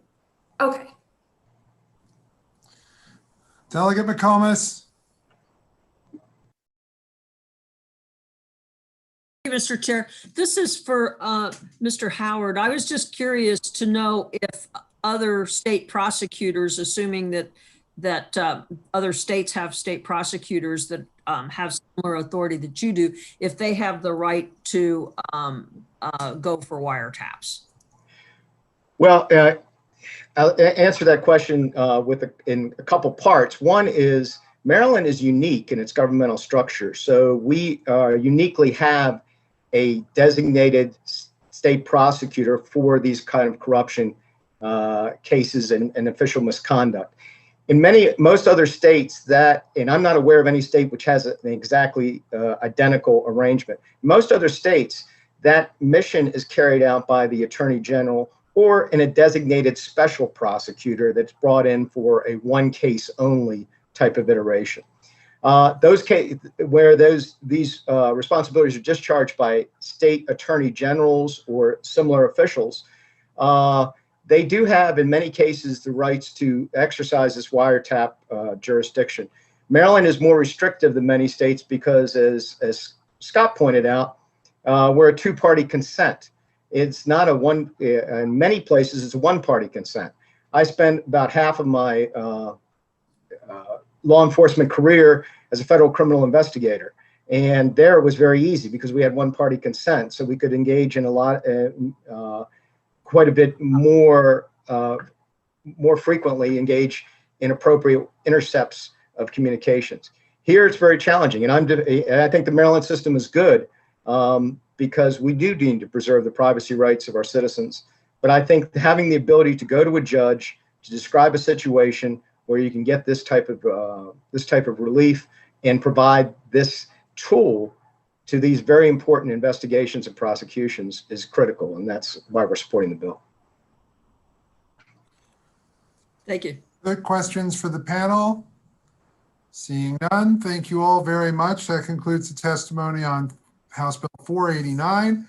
We're on our last bill of the day, and it's House Bill 498. And there's only one witness, and it's Delegate Rosenberg, and he's going to have 3 minutes. And that 3 minutes is starting as soon as you're ready. Thank you, Mr. Chairman and members of the Judiciary Committee. House Bill 498 builds upon an incident that took place this summer, this fall, where people driving on a highway impeded with intent the ability of a bus that they knew was carrying people to a Democratic event. This bill would deal with any reckless driving that has the intent of impairing someone's ability to exercise the First Amendment rights. It's already against the law to drive with reckless driving, wanton or willful disregard for the safety of others. This bill, as we do with our hate crimes law, would impose an additional penalty if the vehicle offense was motivated by a desire to prevent someone from exercising their First Amendment rights, as would have been the case, as was the case, it would appear, in the incident that prompted me to introduce the bill. The bill also provides that if the reckless driving was done with the intent to destroy or damage property because of the religious beliefs of those who worshiped at that property, that would also be come under the additional offense provided for in this legislation. That language is taken from the hate crimes law, which also makes it a hate crime offense if the individual destroyed or damaged property because of its association with a particular religious belief. So this bill, prompted by a single incident, would deal with reckless driving motivated by a desire to impede another individual's or group of individuals' First Amendment rights, whatever the issue was they were seeking to exercise, or the belief or the issue. It would say there is another penalty that can be invoked. I would urge a favorable report. Are there questions for Delegate Rosenberg? Delegate Cardin? Thank you, Mr. Chair. Delegate Rosenberg, if somebody's going to, I don't know, go pick up their children and I don't want them to, or they're going to the movies and I don't want them to, so I intercede and then to use my car to stop them from going to wherever they're going. Is that already against the law, or do we need to create a new law for that? Well, I'm creating a new law here because I think putting at risk other people because of their exercise of First Amendment rights, which I don't believe would be the case in the hypothetical you're proposing, right, merits an additional penalty. So you want to do this because you want to do an additional penalty because they're exercising their First Amendment rights, not because we don't already have in the law the ability to prosecute somebody for impeding that traffic. They already can be prosecuted for that, correct? Correct. They can be prosecuted for reckless driving, but when there is an intent to inhibit the free exercise of any First Amendment right as already defined in the code, that's an additional penalty. And just one quick follow-up. So are you trying to somehow marry or connect the idea of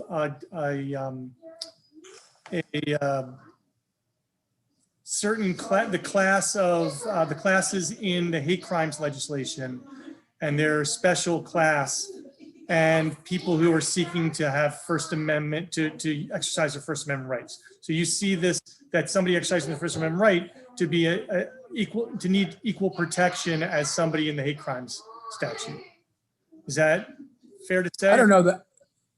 I would just say it's a now equal protection has other implications. It's in the hate crimes law, we say, if you've committed an offense, you should be subject to an additional penalty if it was motivated by the reasons enumerated in the hate crime statute. The analogy here would be if you are committing the offense of reckless driving, but doing so with the intent to prevent somebody from exercising their First Amendment rights, in this instance, attend a political event, political speech, the highest form of speech, okay, then there should be an additional penalty. All right, thank you. Available to the prosecutors. Delegate Erican. Thank you, Mr. Chair. And thank you, Delegate Rosenberg. I just have a little scenario and I want you to tell me how that would apply, like how this law might apply to it. In August 2020 in Portland, there was a protest going on, and a gentleman that had come to the protest in solidarity and support noticed that a trans woman was being beaten by some of the protesters, and he intervened, and then the crowd turned on him and he went to escape and he got in his car. And then he tried to get away from the crowd in his car. He ended up crashing. They ended up getting him and beating him unconscious, and he was in the hospital. Under this new law that you're proposing, is he guilty of a crime in this situation? Because he was operating a vehicle in the middle of a protest, and he certainly could have hurt somebody. What would be the implication for somebody like that? Only if his intent was to affect the ability of those who were beating people in the exercise of their First Amendment rights. You would have to demonstrate that these other people were exercising a First Amendment right that he had an intent to limit. And you have in your scenario, they weren't speaking,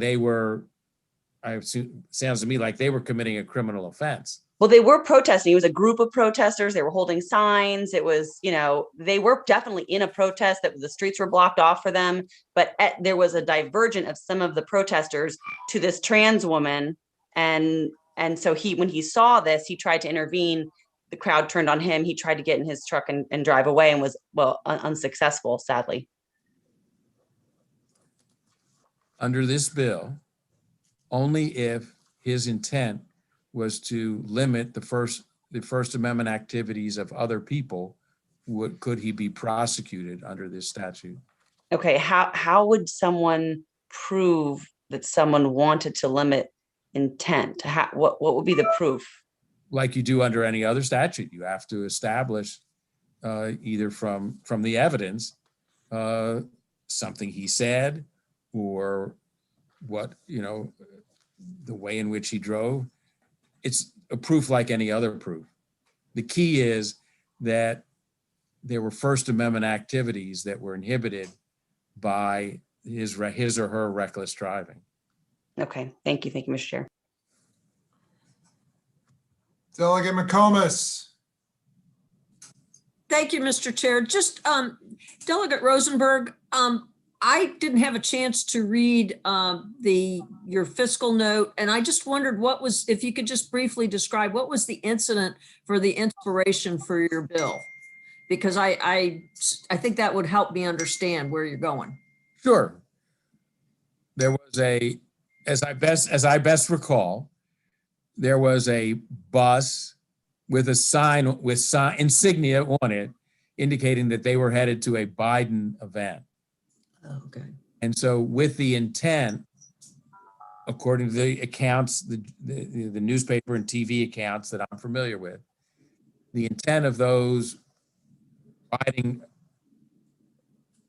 beside that bus, they even tried to stop it, my understanding. They were trying to prevent the people on that bus from going to the rally and attending the rally, engaging in political speech, which is, I said before, and as you well know, the highest form of speech, the most protected form of speech. And so I said to myself, they are guilty of reckless driving, but there should be an enhanced penalty because the intent here was to prevent others from exercising their First Amendment rights. Just a follow up, if you know, Delegate Rosenberg, where was that? Was it in Maryland or was it in another state? And do you know if they were prosecuted for reckless driving or there were any repercussions? I do not know. I believe it was in Texas, but I'm not sure of that. Oh, okay. All right. Thank you. Thank you, Mr. Chair. All right. I believe that was the last question on this bill. And that concludes the testimony on House Bill 498. I'm not doing second bites of the apple. I'm going to get yelled at by Robin Grammer. I'm sorry, Delegate Arakan. Thank you all very much. That concludes the testimony for House Bill 498.